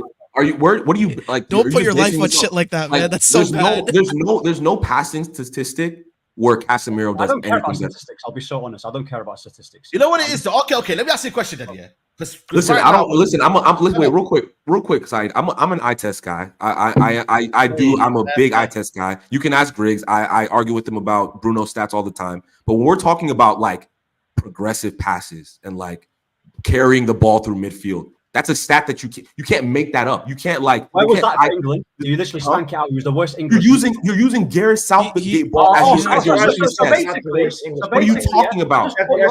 So basically. So you just made the excuses for Declan Rice. It's Southgate's fault with Casemiro. It's not Ten Hag's fault. It's all Cass. All right, say less. Man. I didn't say. Wait. First of all, I didn't say it was all. I didn't say it was. I didn't say it was all. Wait. I didn't say it was all. I didn't say it was. I did not say it was. We should move on, Saeed. We should move on. I did not say it was all. I did not say it was all Casemiro. I did not say it was all Casemiro's fault. You put words in my mouth. Oh, it's just. But anyway, listen. I wanted to ask a question because you know what it is. It comes down to. By the way, McTominay poll, Mason Mount has won it. Who has more use? Mason Mount wins the poll. So shout out to the Mason Mount fans and that. So big up to you. But guys, there's 492 likes. We've still got 1,000 people here. Get them likes up to 700 likes, man. By the end of the video, we should be on 700 likes. Get them up, people, man. It's free to do.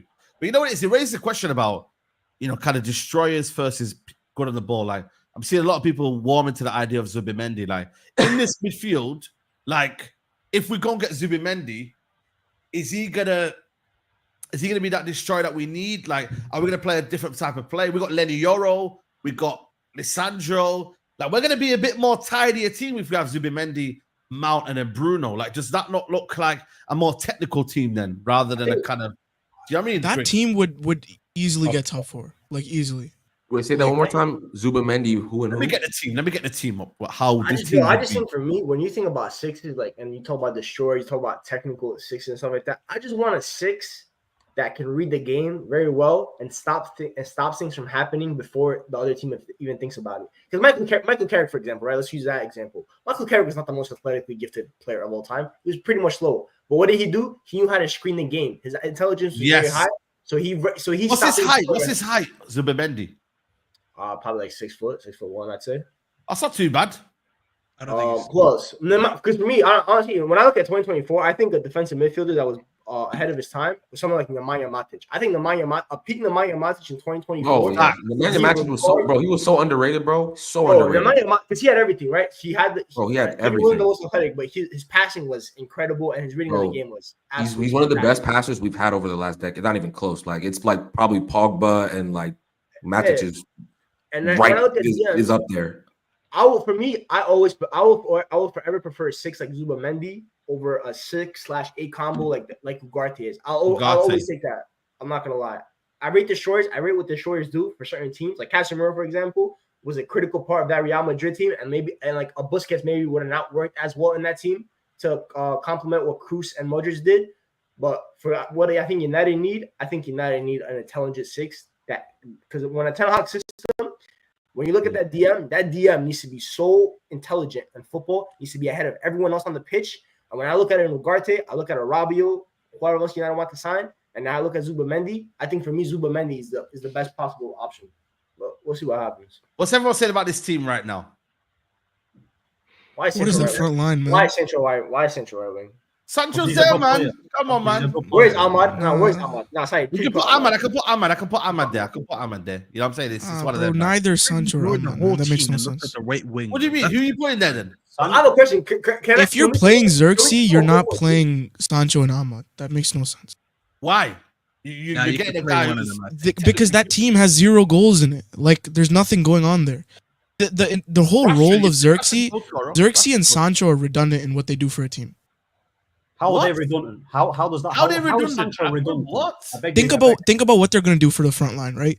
In either whatever setup we do, Rashford's going to be the outlet. He's going to be the transition option. He's going to be the highest guy forward. Then the striker, if you want to play Sancho, then on the right, they're going to come inside. They're going to be combos on the right side. They're going to try to play people in, just effectively just be a creator in the forward line, right?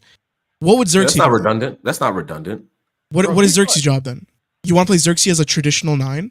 No, of course not. I mean, Xerxes is obviously going to drop into midfield, drop from deep, lay the ball off, all that good stuff. You can have two of those. You can to who?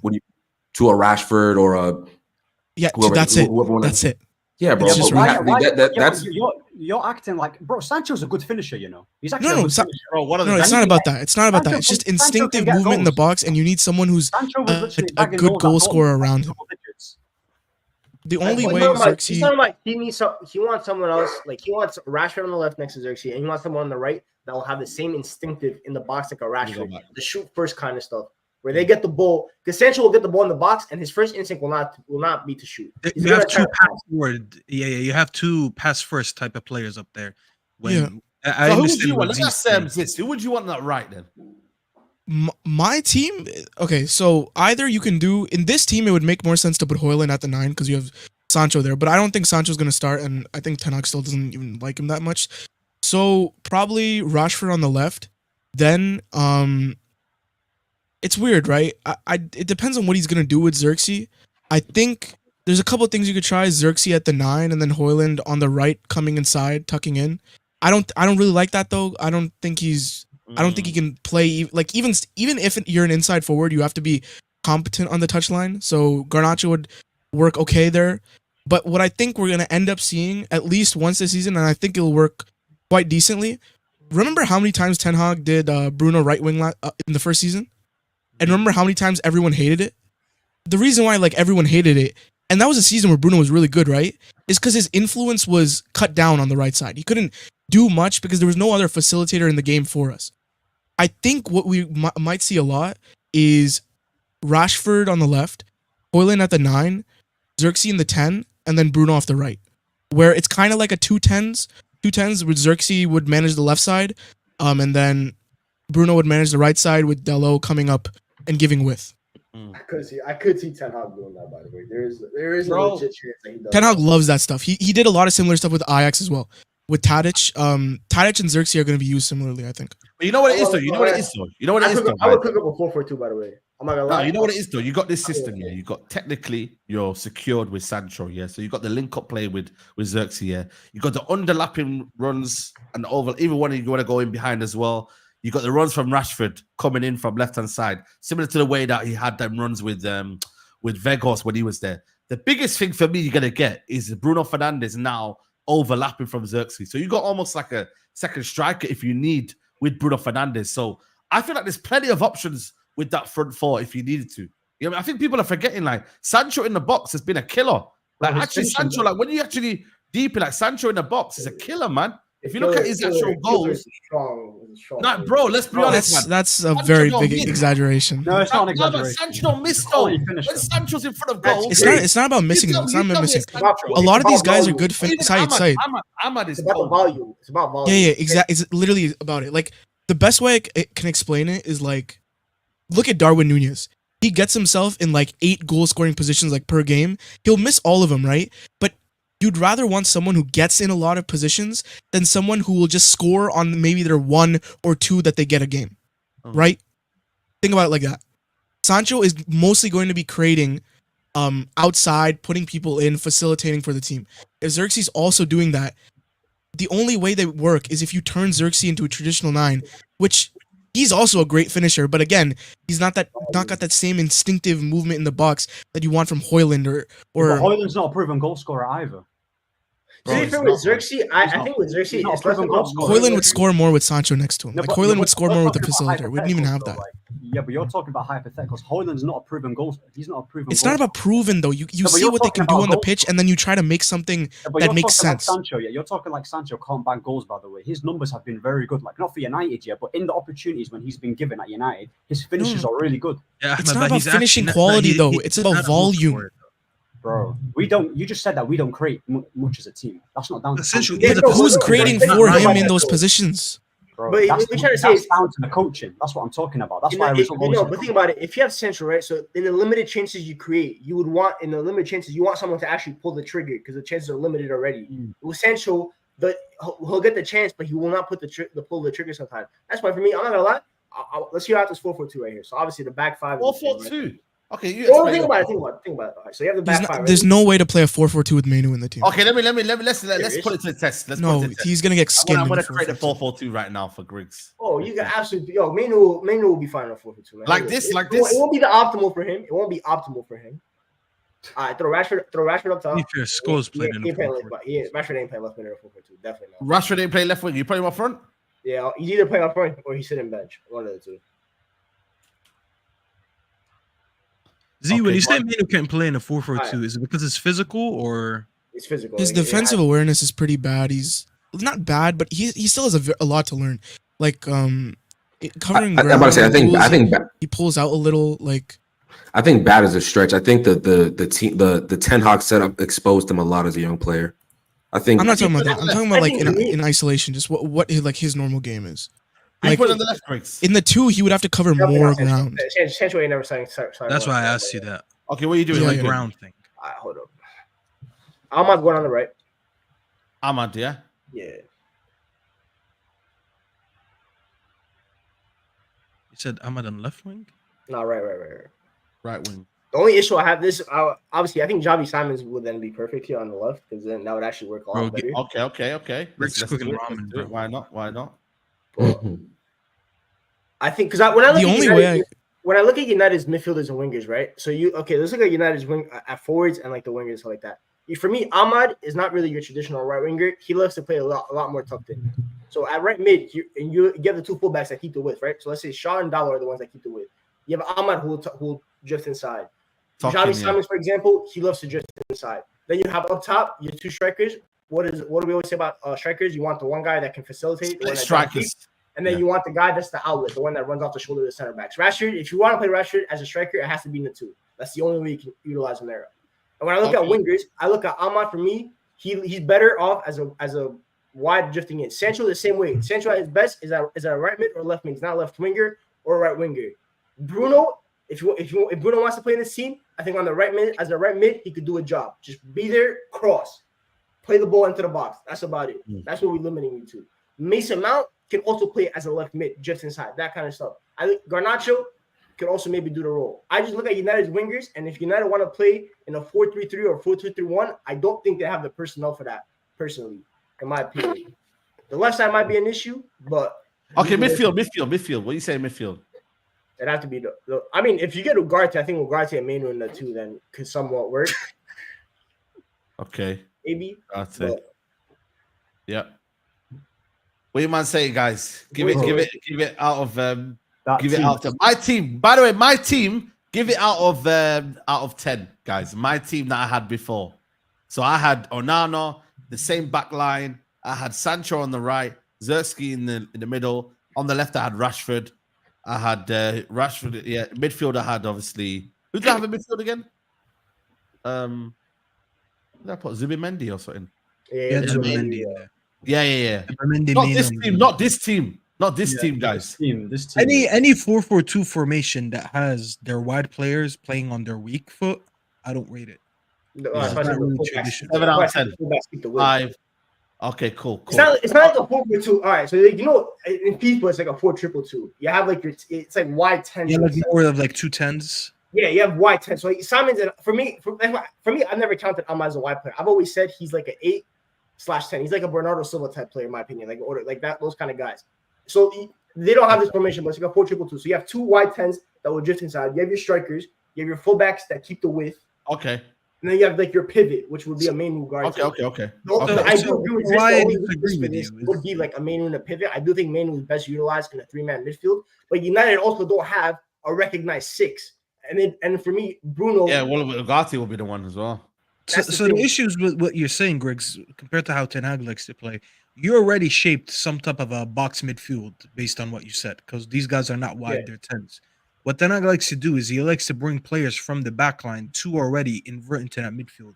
Now you're telling me you're inverting into already an overpacked midfield, and you lost your width. This is my I don't idea. see Ten Hag playing like Ten that. Hag won't do whatsoever. this. Ten Hag will never do this. That's why it's not realistic. That's why I said I would do this. Ten Hag won't do it, but Ten Hag will not be here for very much longer. And I feel like a formation like this needs runners.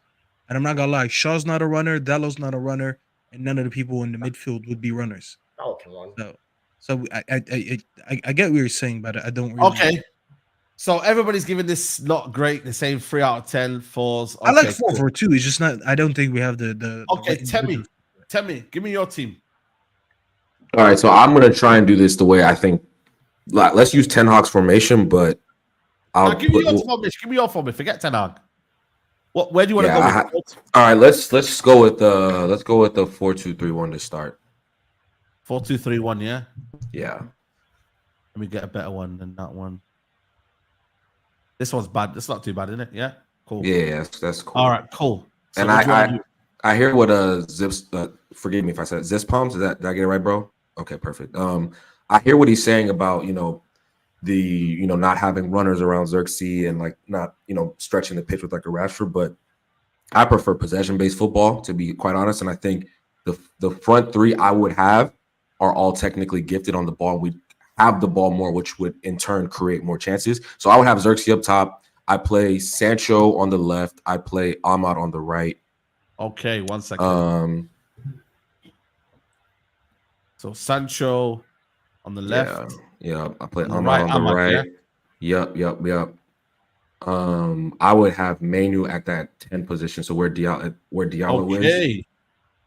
Yeah. Mainly with the 10, yeah. Say no more. I think in that position would accentuate his strengths more. You feel me? Like getting on the ball, creating things, being able to be box to box, even though he's a 10. You feel me? And then I would have I'd have Rabiot in there, and I'd have, let's just for balance sake, let's just say Ugarte, right? Just so we have a runner in there, and that's the back 4, right? As That's it not currently bad, you know. stands.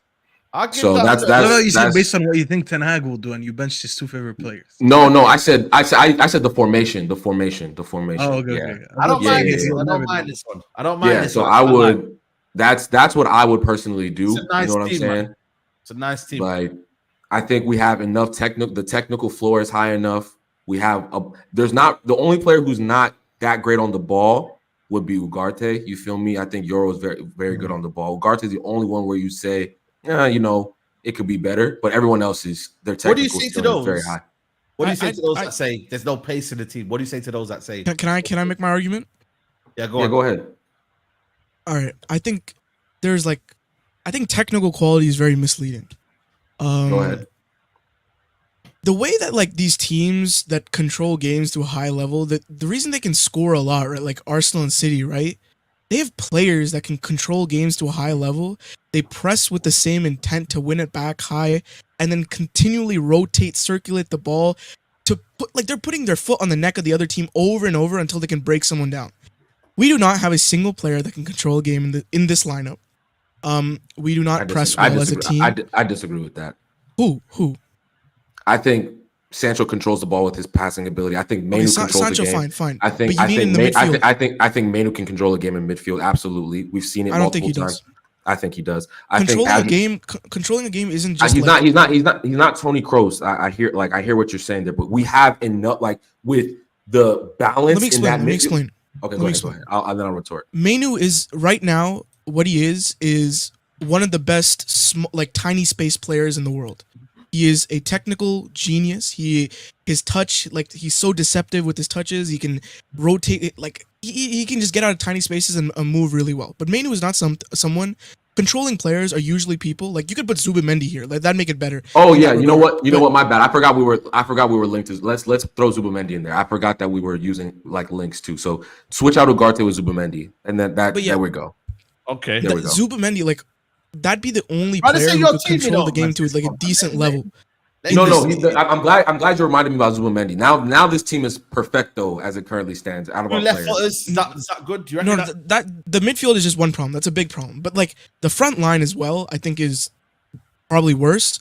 Even with the best teams, all of these elite teams, they have people who have can consistently and reliably either create chances through their movement. Like even look at Arsenal. Like people don't like Havertz; they get mad at him, right? But he's creating like 4 or 5 chances per game with just his intelligent runs. Saka constantly can beat his guy, get through on goal. He gets like at least 5 shots a game. Odegaard breaking people through, putting through crosses. They generate offense through either guys that know how to move really well without the ball or guys that can break onto their strong feet and score. So let me respond Sancho to that. is a primary... No. I gotta explain. Okay, Dynamics are just off here. I'll respond after. Go ahead. Sancho is best when he can... We saw in the UCL, right? Like, his performance, I think it was the PSG first leg, maybe, where he was incredible. He had like 13 dribblers or something like that. That was all him bombing off others, just progressing the ball to lay it off to someone else who can then make that final pass. And then someone else after that has to score a goal. There's a lot of moving parts. What's wrong with that? There's not a single player in this team that is a high-level goal scorer.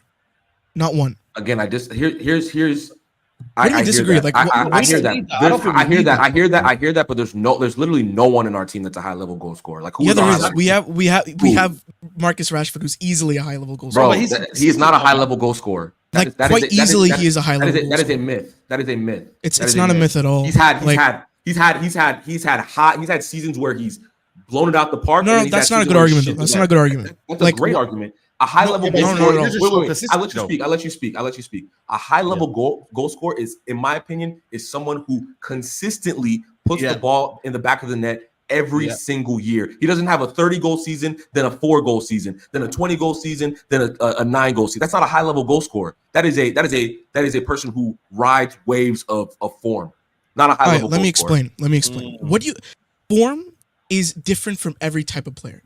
Rashford is someone who touches the ball less because he is a low-touch player who executes the final action. You know what I mean by that? He doesn't do it consistently. All right, let me explain. It's not consistently. Anytime the team is decently competent or he has an overlap, he's always scoring goals. This again, what you're saying is not true. That's just not true. Let me explain.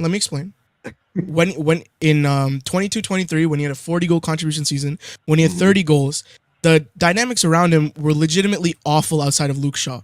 All he needed was that overlapping fullback to him constantly cut inside and score goals. The season before that, what did we have with Ragnick or Ole early in the season? Just think, honestly, like critically analyze what the environment is when he scores and when he doesn't score. There are patterns here. Bro, that's an excuse. Oh, it's bro. not. No, With it's all due not. respect, It's not. Yes, it is. Yes, it is. No. You gotta understand. Let me explain. Seen, Let me explain. Rashford is not someone who initiates offense. Rashford is someone who finishes it. Whereas Sancho is someone who starts the offense. Right? Do you understand what I'm saying? Sancho needs someone to finish off his actions that he creates. Whereas Rashford is someone. I completely understand what you're saying. Like I am on the same page with you in terms of what you're getting at. I just don't agree on the high level goal scorer aspect. You said that's just semantics then. It's actually not semantics because that's the point. That's the point you made. So like that, I'm telling you why I disagree with it. It's not semantics. You gotta explain if Rashford is put in good conditions. Show me where he doesn't perform. Tell me that. Show me where he doesn't perform. Are you just talking about goal? Are you just talking about just raw? No. There's times where he scored 20 goals. I'm not talking about form, man. Listen, you gotta hear me out. I'm not in good conditions. I'm talking tactical conditions. When you give him an overlap or you give him someone that can feed him the ball at midfield for a consistent season, tell me when he performed that. We've seen Rashford with Luke Shaw for a full season perform poorly. Like that's just this is not some like what season are you referring to? Are you talking about Ole's season? Ole's season, yeah. Sure, yeah. There's multiple seasons where he's played with Luke Shaw. Now I can't name the exact season off the top of my head. But there's multiple seasons where he's played with Luke Shaw and not played well. What was his dynamic with Ronaldo in that season? Do you see what you're doing right now? No, it's not. It's very simple, man. It's so simple. Bro, I understand what you are. Listen. Let me respond. No. I've let you talk. Am I tripping?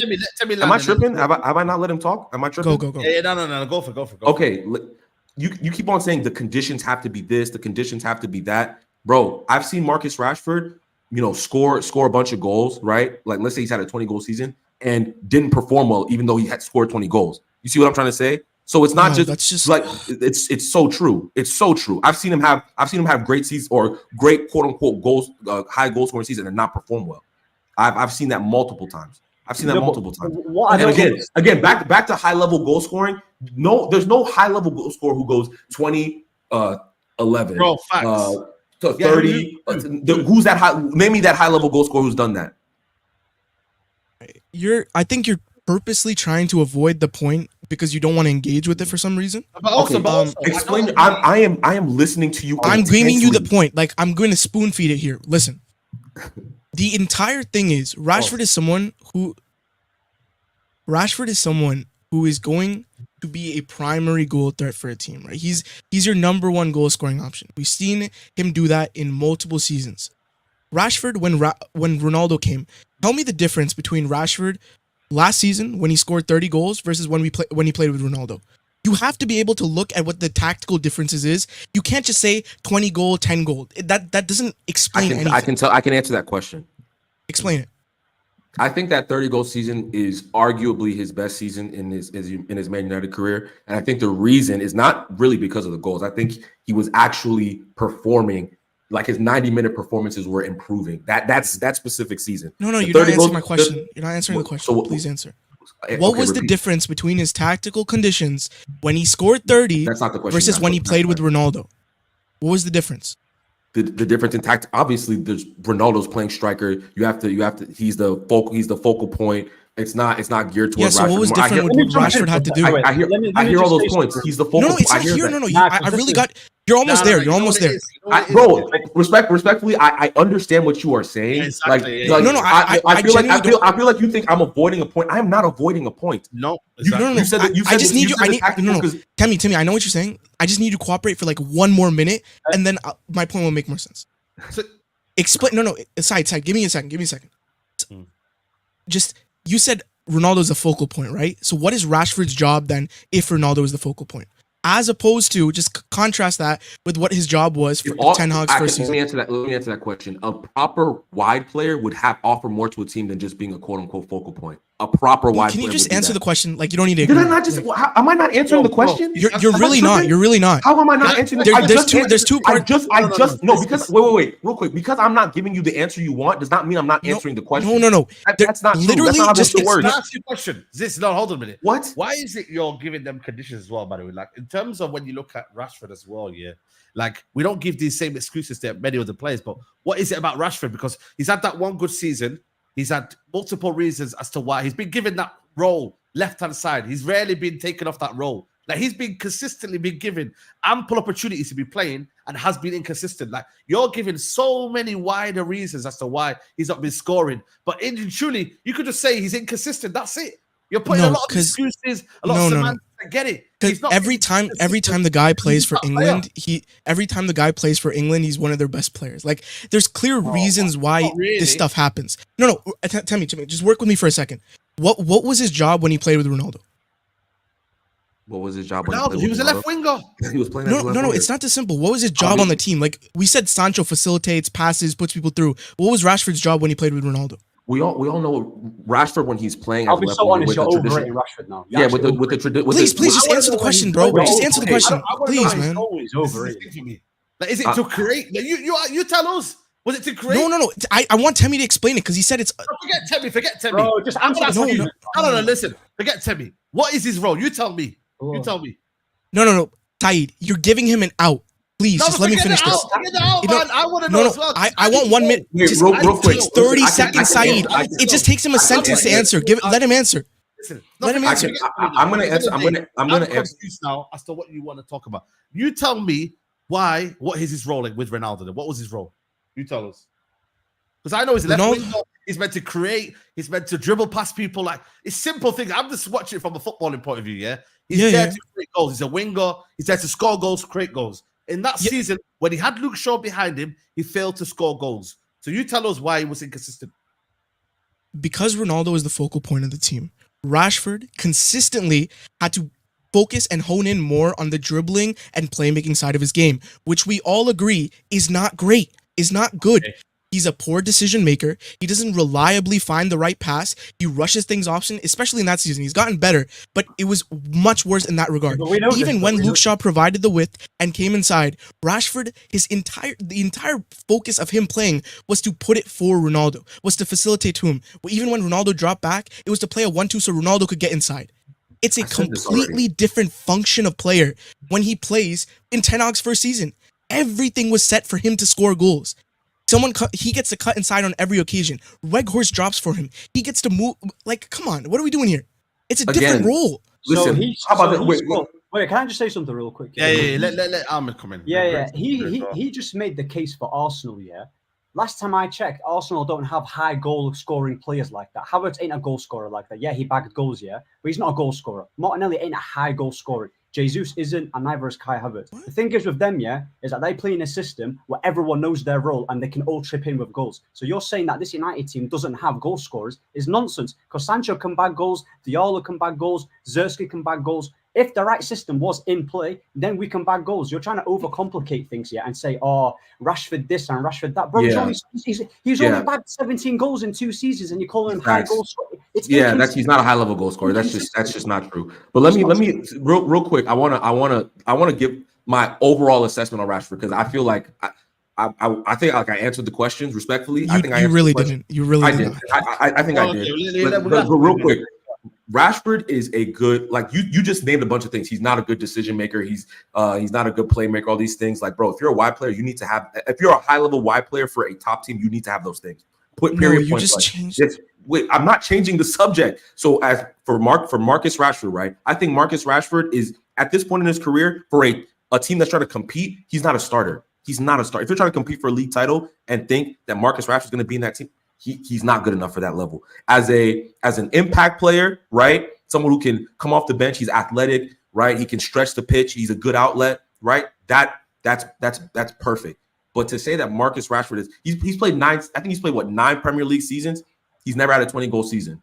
Like, that's not high level goal. That's not a high level goal scorer. In any system, you can say, oh, with Ronaldo, with Cavani, with Lukaku, bro, he's not a high level goal scorer. You can put whoever you want around him. We have enough of a sample size. We have Even 9 if- seasons. We have 9 seasons. Side. I'm not seasons of engaging this football. argument. It's No, but you know what it is? You know what it incredibly is? disingenuous. Even if, yeah. How is this No, but even disingenuous? if- Don't run away. from it. Extremely No, but you know what- disingenuous. I'm telling you my facts. No, It's you know not a what- fact. You know what you've done here? Let me just explain. Wait. It's not a fact that he only has 2 17-goal seasons in 9 Premier League football. 9 seasons of Premier League football. That's not a fact. That's disingenuous.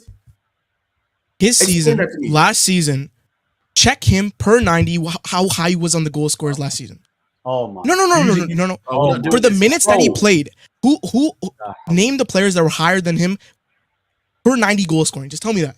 I don't have that answer to that question. Why don't you have the answer? Because you Because you want- What? Why don't I have that answer? I don't. Wait, real quick. That's the exact point. That's why it's disingenuous. No, it's not. You're trying to make the argument that he hasn't even had a single elite goal scoring season. I didn't say That's that. what I'm I trying to- never said that. I never said that. Stop putting words in my. Go back and watch the tape. I never said he didn't have an elite. What? No. Okay. Wait, no. Tell me, I let please. you- No.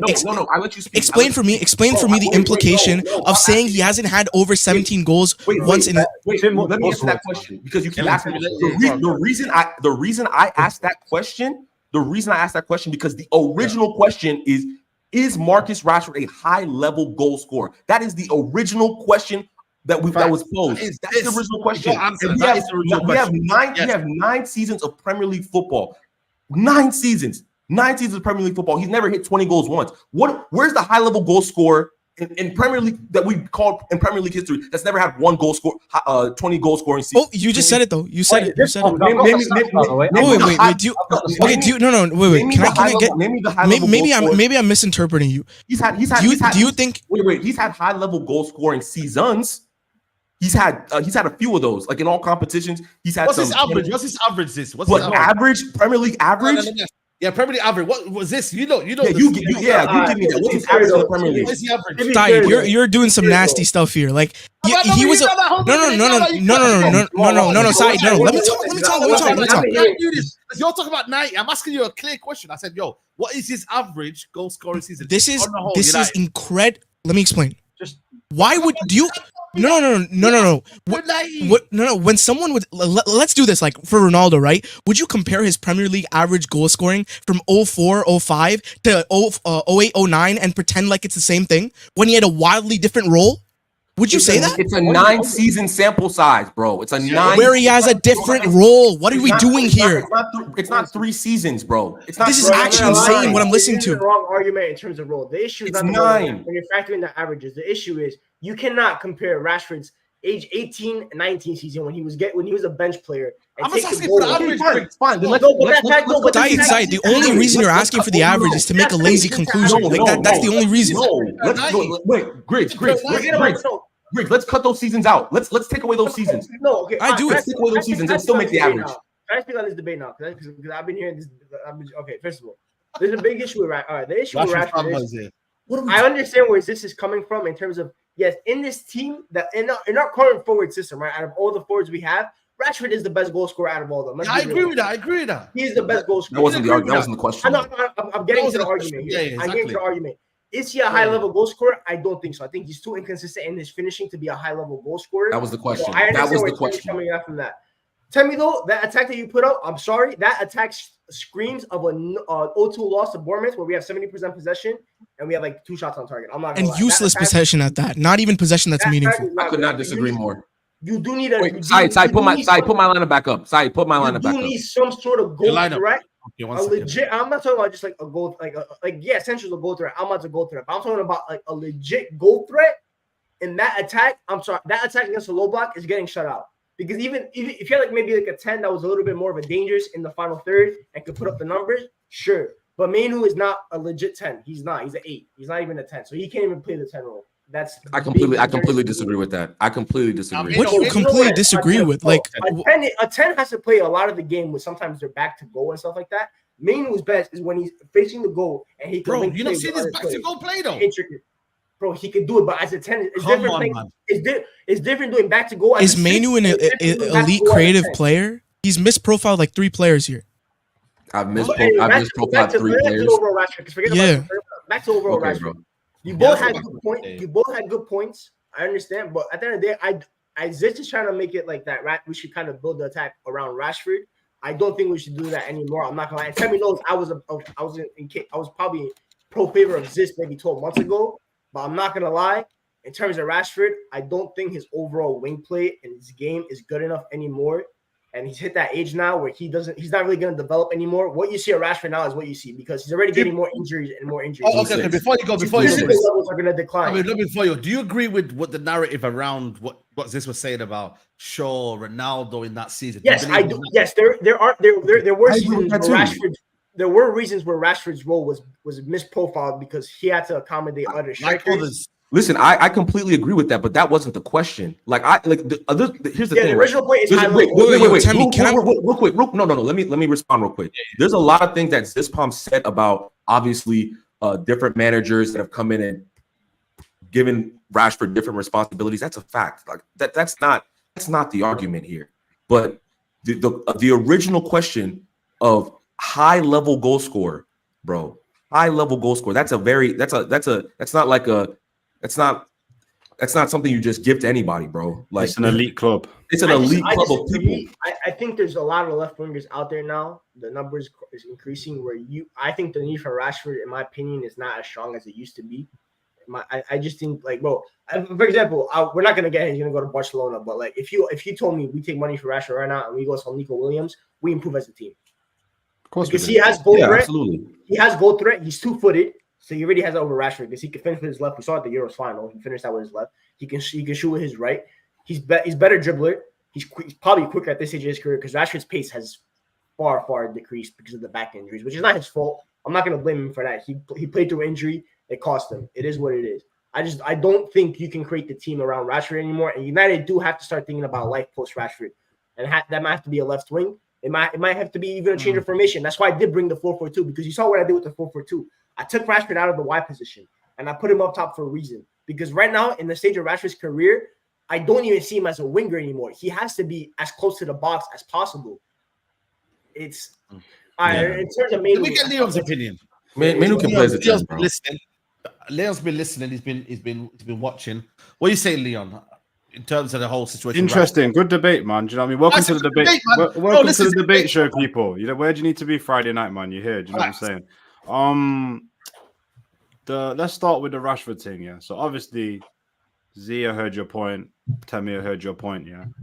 I think Z, because you went down the narrative of saying like the circumstances which are facts that have happened, it kind of shaped the argument in a way that kind of threw you off what Tammy was kind of saying, I think, in my opinion. Do you know what I mean? I feel like if we're going to talk about the circumstances of Rashford, then we also have to talk about the amount of game time that he's had to get them goals and what he's taken away from the team. So that can be something that can be counter-argument very easily. Do you know what I mean? It's all good talking about circumstances, but he's killed us in certain seasons. Like when we had Ronaldo in our team, it killed the whole team, but he got 58 goals.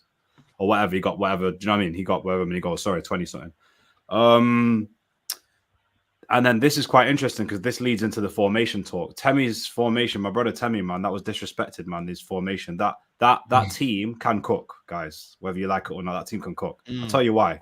We're very conditioned as United fans to rely on one or two guys to score all our goals. And I get it. Look, it's nice to have that in world football, to have someone that can score 20, 30 goals. The reality is if we want more sustainable football, we play players that can control the ball higher up the pitch, who are comfortable with having the ball in and around the box and creating goals in a different way, because we're used to Hail Mary football. Do you know what I'm saying? So everyone's like, oh, who's going to be the goal threat?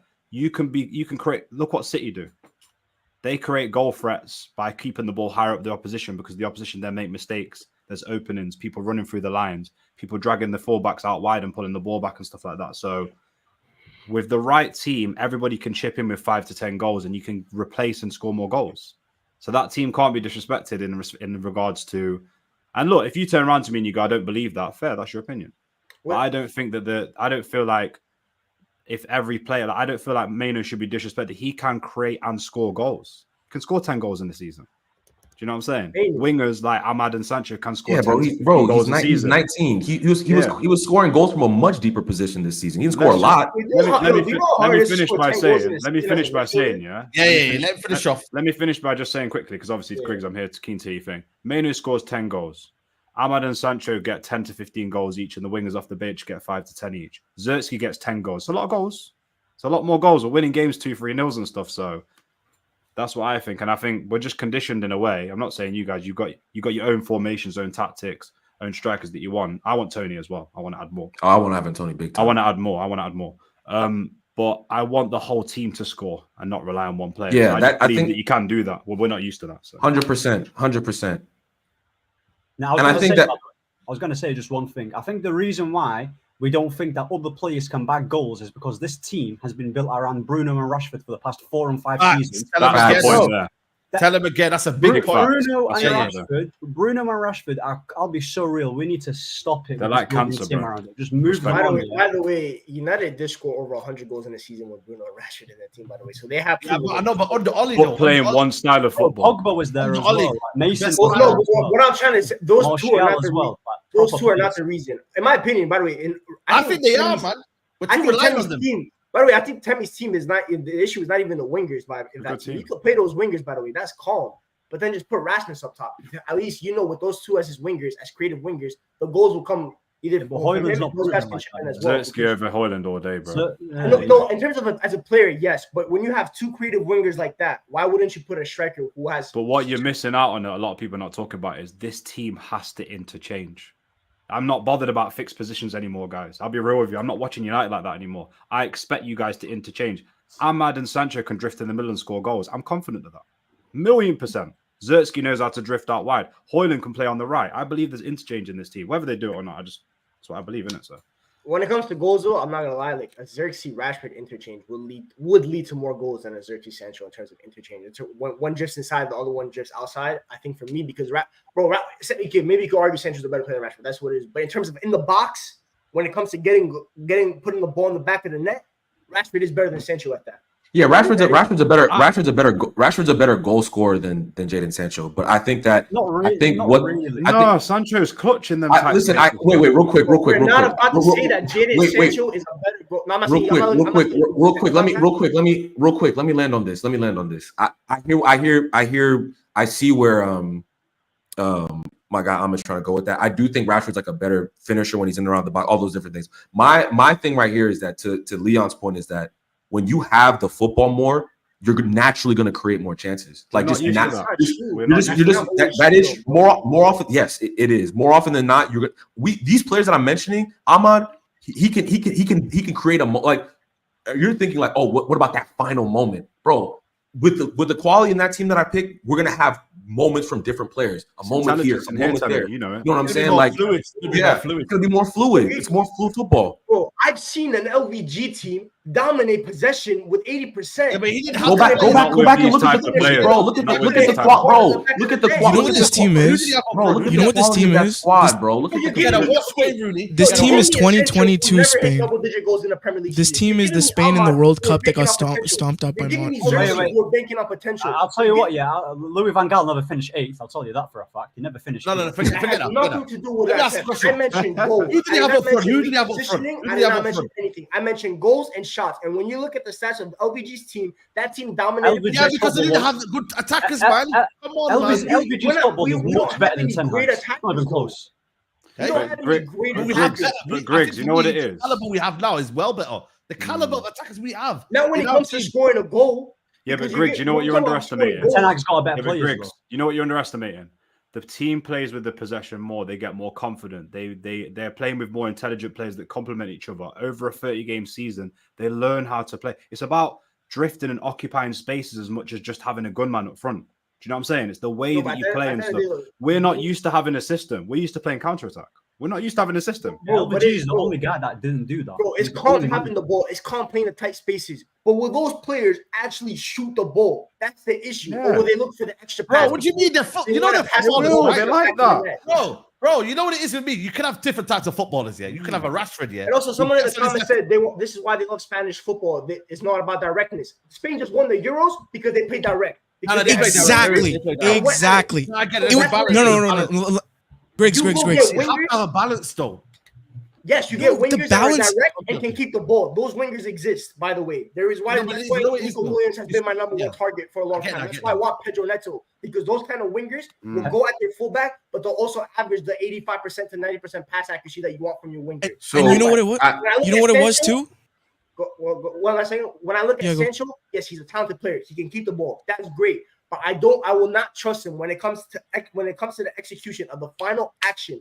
Always to do the right thing. I will. Because sometimes he'll try to make the extra pass because his first thought is to make the extra pass. When sometimes you just gotta shoot the goddamn ball. It's not everyday pass. Just boot the ball and good things happen. That's what I want. I have more faith in Ahmad because I've seen Ahmad at Sunderland.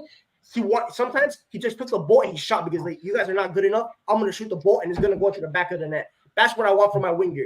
I don't see that with Sancho. That's why I never wanted Sancho. That's why with Sancho, I view him more as like maybe in another league, maybe in another system. United right now in the current setup for the team, they need guys. This is a preference argument. So you about to say but here's the thing, right? It's not one thing. Let me get a word in. With Spain, right? The Spain team, you said like because of directness too. It was also transition quality. One of their biggest weaknesses when they got stomped out in the World Cup with Enrique. People like to glorify systems and all that. Systems are only as good as your players' decision making. When you're constantly putting this priority on exchanging the ball, moving around, you are putting a priority on your players being smarter than the other team. You're trying to create all those tiny little advantages. Will they pass the ball fast enough? Will they see the right option? Will they dribble the right? Will they create the separation to get the shot off? Is their ball striking even good enough? The reason why teams with directness that have elements of directness are always the best. Look at Real Madrid, what they've done. They always have excellent technical quality. They can play with the ball, but you always need to have some transition threat. You always need to have goal threat at a high level. There's not a single team that just plays the front three, all people that want the ball to their feet and succeed. There's not a single one. Name me one. That's not what we said. Lamine Yamal, though. How would you describe technical but direct? Yeah. What? Lamine Yamal is technical by direct. Yeah. Yes. So let me respond to that real quick. So I think Grace kind of just made my I agree with you. I agree that you need directness in the team. Like I'm not arguing that one bit. I think Ahmad can provide that though. Like I don't think yes, Ahmad is technically Ahmad likes ball to feet, but I think Ahmad can be direct also. Like that there's those two things aren't mutually exclusive. Does he like his ball to feet? Yes. But can he take on a man too? Yes, he can do those things. Can he put crosses into the box? Yes. Can he make the right pass? Yes. Like all of these things are true. Like it's not only about that though. In my view, right? You also have to have other people that are on the same wavelength as you. You got to have people who are really good at instinctively moving in the box to be at the end of chances. When you talk about Ahmad 1v1, right? He also has to be good enough, fast enough to break away separation and reliably create a shot over and over and over again. If you're creating a front three, like your front three, for example, which was Sancho, Xerxes, and Ahmad, there's not a runner there. So even when they do run in behind, they don't run in behind to a high level. You're not getting the same advantages you would from a transition team. Every team, every top team, even Arsenal, even City, they all have top goal threat. At least players that are maybe the Arsenal players not top goal threats. The Arsenal players, because Havertz not a top goal. Saka's a legit goal threat, by the way. But Saka's a great goal threat. Martinelli is a top goal threat. Martinelli hasn't bagged more goals than 14. Not Martinelli is not top goal threat. Martinelli is not a proven goal scorer. Yeah, he's not proven. They're better goal threats than Sancho and Ahmad. Saka is better than Sancho or Ahmad. Martinelli is better goal threat than Sancho or Ahmad. Havertz is a better goal threat than the whole front three that you just proposed. Let's be real. These players have had ample amount of time on the pitch. Amad Diallo's had like 10 games. Sancho has been in and out of this team, and he's been playing around players that do not complement what he does. So it's all good talking about we have to give and see whether they can do it. There's different ways to transition as well. It's not just run. You can give and go and play up the pitch within 3-4. You know how hard that is, though. Like no, it's not the only team I've successfully seen being able to do that when there's not a single runner and they're all just passing is because there's so. No. Let me explain. There, just one point, 10 seconds. Last point. The only team I've ever seen do this, where it's because they're so much smarter than everyone else, and because they're so much more technical than everyone else, was that Spain teams from 08 to 012, or from 2008 to 2012. It was only those teams, and it's because they're the only people that were that much better than their opposition. Technically and mentally. You're not going to find that at club level, and you definitely won't find that with Ahmad and Sancho. Last point, Leon. You got to think about things like this. When Sancho was at Dortmund, he wasn't just playing tiki-taka and pass it 5 yards. He was playing in transition. Bro, is he not? With a runner. With a runner. Yeah, but forget this runner thing. No, you can't forget that. No, because listen to what I'm saying, bro. Listen to what I'm saying. Yeah. when you watch football and you watch Aye. intelligent footballers, yeah, they know how to create space and make 5 yards on a man Facts. without having Facts. mad pace, bro. You're obsessed with Facts. this runner thing, yeah.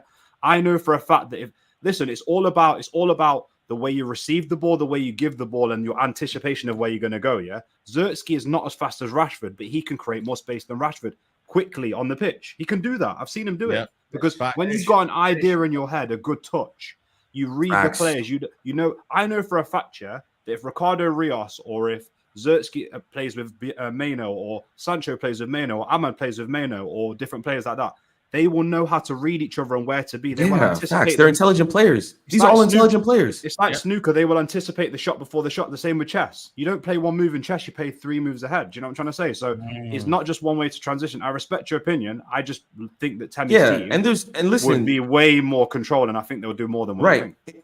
Real quick. In a perfect world, we'd have the player who has Rashford's pace and has the intelligence. 100%. Right? In a perfect world, but we don't have that player. Like I've seen it, respectfully, I've seen enough of Rashford. I know what he offers. I think he's a good bench option. I haven't seen enough of Sancho in this team. I haven't seen enough of Ahmad in this team. Obviously, Xerxes is going to start. Like this is. I think let's try it. Listen, we're not scoring a bunch of goals with these players. Seen enough of Sancho. Like we act like we've never seen Jaden. Like Ahmad, I understand saying to give the time. We've only seen like about 3 games of Ahmad. You know what's mad about Sancho as well? He's never really played with a striker as well. He's never played with players that come. Never played with a number 9, by the way. Really, and that's nothing that none of you man said as well. But you said Rashford this, right? But you guys are recommending Xerxes though. Like they could play well together. The whole thing with Sancho was. have you guys watched Xerxes? He's not like a 9. He's not a 9. I said interchange. This is my whole point. It's about reading where it's not that easy though, bro. Like if you watch any basic basic training session, they cover this stuff. It's not that easy. Listen, in my opinion, overcut, but we'll see this season. They might fail. Wait, we should make a bet on this though. You want to make a bet? You know what's funny? What's the bet? The bet is that Rashford will be a starter for the entire season, and if Xerxes becomes like a starting player for the team, then Rashford will bag let's say 15 or more goals in the league in Prem. Okay. No, it has to be 20. It has to be 20. Yeah. 20 goal contributions. No, 20 goals. 20 goals. 20 goals. He's a high level 20 goal contributions. No, he's a high level goal scorer. He's a high level goal scorer. He's a high level goal scorer. 20 goals. What did you say? No, I agree he's going to start. Listen, Rashford's going to start. What did you say at the start? It is not easy to get 20 goals in the Premier League. Are you guys tripping? I agree it's not easy, but he's a high level goal scorer, is he not? Even high level goal scorers don't get 20 in the league. Are you delusional? What? Bro, you fell into that one. Son, Heung-Min Son, how many times has he gotten above 20 in the league? No, you fell into it still. You're the one who brought up high level goal scorers. Did I say 20? I said his 17th season was a high level goal scoring season. No. You guys are trying to move the goalposts around now. I never said 20. No. When did I say 20? Tell me when I said 20. Saeed, why were the mods saying to mute you? What's going on? They're saying mute Saeed in the comments. What's going on? They want to just, I don't know. But listen, you know what it is though? At the start of the conversation, what did he say to you at the start of the conversation? What was the whole argument? He said Marcus Rashford's a high level goal scorer. There you go. Saeed, when did I say 20 is the standard for a high level goal scorer? Because I thought I think Temi asked. No, you're putting words in my mouth. You guys are putting words in my mouth here. You put words in my mouth that have to come like so many times. You never associate the best goal scorers in the league with less than 20 goals, really. That's why. No, but that's your arbitrary definition. No, but you don't really say in the Premier League. What my definition? When I hate arbitrary. That's time to wrap up. When I like you, bro. What my definition was. 20 GA is absolutely fair. Like you think Rashford is like a bench player? I think 20 goal contributions is a fair bet. You should have confidence with what you've argued that the bet on 20 GA. We never talked about GA. It was just goals, my brother. We didn't do the whole GA thing. I do 15 goals then. Bet with me on 15 goals. No, because you wouldn't say in the Premier League that guy's a baller who scored 15 goals. You'd be like, he's nearly there. We should do on the British stream. If anyone's about, Griggs, whoever's about, you know what I mean? Tired, man. Griggs, Part 2. He's got a string after this. That's why I'm gonna read that. I ain't having Rashford talking about shit, bro. I'm talking about Rabiot and them. I ain't doing. Yeah, Rashford, bro. Hey, You know what's funny? It's funny, hey, though. Greg, send the We're link. talking Send the about link. Let's send the high-level link, man. We're gonna goal crash it scorers, and talk Rashford. and then at the end he says 20 goal contributions. You actually, wallahi, if you stood on your guy and said he's getting 20 goals, I would have respected that. But then he went 20 goal contributions. I said his 17 goal season was elite. Do you want me to say 17 again? I wasn't elite. I think elite. Elite Z, not elite. Like, given the context of how bad a team was around him, like, it was elite. Z, can I just say something? Great Yeah, that's fighters good, sometimes lose and they come back, man. So there's always a comeback. The comeback's better than the setback, man. It's Listen, Bet with me on it. Y'all are confident. Bet with me. No, Bet with wait, me. wait. betting though. We bet money. I What we don't got to bet, spend on? so yeah. Real quick. Listen. And not just Rashford- bragging rights. wait, Not wait, money. Not money. No, listen. No, I would bet money. The thing is, We need to bet money if you're gonna talk betting. Rashford is he's unpredictable. He's so unpredictable. exactly. I'd bet on it. I would never bet that Rashford won't score 15 goals in the season. I wouldn't do that. Right. I wouldn't do that. But 15 is low. how How about this? You have to raise it. Let's do GA. We got to raise it from 20. Let's do GA. Let's do GA. GA is not that much. The 20 is too little for GA. I'm not gonna. Okay, lie. he had 22. He had 22 in that environment. Rashford this season. Bro, don't say 20 goals, bro. No, Rashford this season minimum. No. Minimum. He minimum. Wait, I'm talking in the league though. I'm not talking in the league, all comps. In the league minimum, he has to hit 25 GA. Yeah, he does. Yeah, to be elite. Yeah. Griggs, this stuff going on your stream? No. For the bet, then let's do it per going on your stream. per minutes. People are using the Son Oh, he's comparison. bro. waffling. Stuff you jump on, man. Let's cook you. Son is a high-level goal scorer. Let's stop People it. know that, right? Son's a high-level goal scorer, but he He's had waffling saying Harry. that He had Z's Harold cooking Kane it. next Nah, to him. man, not for me. Yeah, but remember I was talking about conditions. That's the perfect condition. The guy who gives them the ball every time on the transition. Bro, conditions. How many times we hear this for Rashford? Bro, But we don't hear this it is for so Rashford. basic, bro. This is so We don't hear it for basic. Martial. Bro, Are it is y'all basic. It is Saeed, are you trying to Conditions. pretend like Harry Kane doesn't allow him to score more goals? Conditions. Of course it Sancho, does. no conditions.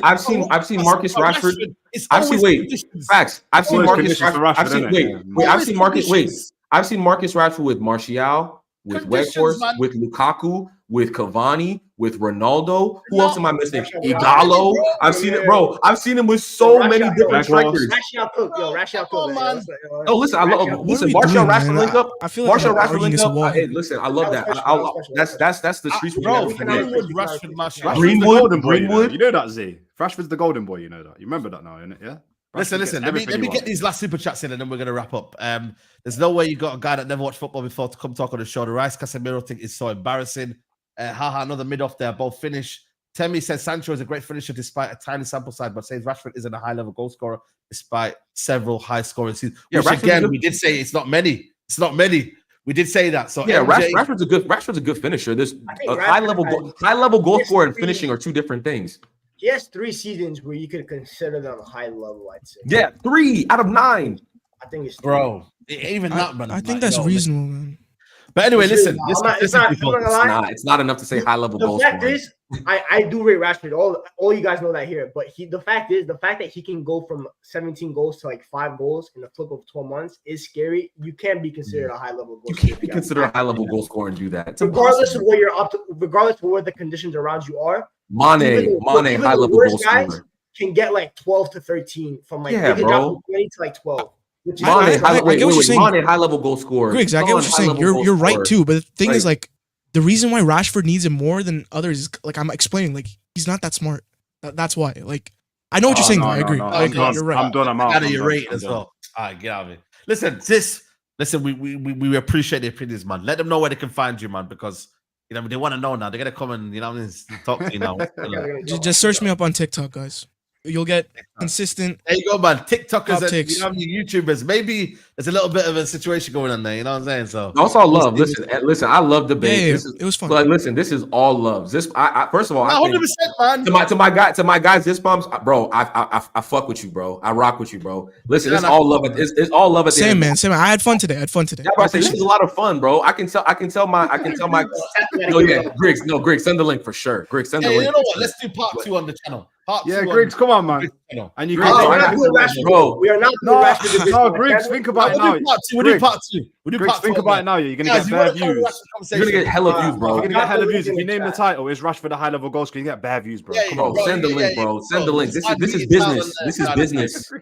I blame Staffy. This is for business, I bro. blame Staffy. This is all Staffy's fault. This guy jumped the stream. He left the stream, and all of a sudden he just demanding the link. Look at this. That's hilarious. All right, guys, part 2 on Griggs' channel. Because listen, you know, I mean, we got to end, man. It's 2 hours and 9 minutes. Yo, people, subscribe. We're not far away from 100K. Subscribe. Hit the Bro, we're not Yeah, far off. subscribe, 97. 97. We're literally less than 100 people. Less than 100 away from By the way, 97K. also, I want to call out Staffy another time. Staffy Staffy talking about sending us the we link get on like there, he don't man. have the link. Staffy has the link. I'm on his StreamYard. We share his StreamYard. This guy's a fraud, man. I've had enough. There you go. You're a fraud. You're a fraud. You're a fraud, man. Staffy, the You know what I 5K mean? got to your head, Guys, man. Allow it, man. Big up to Don't this be one. mad. Big up Griggs. Big up Temi. Big up Ahmed. Big up Leon's Reality. Guys, please like the video, man. Guys, if you haven't liked the video for this debate, honestly, you're smoking budge. You get me? Like, honestly, guys, like the video. Just it's free to join. It's free to help support the channel. Tomorrow we've got the watch along. United versus Rangers. He's letting Euro debut. Make sure you lock in for that one as well. And yeah, man, Rashford, high level goal scorer. Is this right? Sure.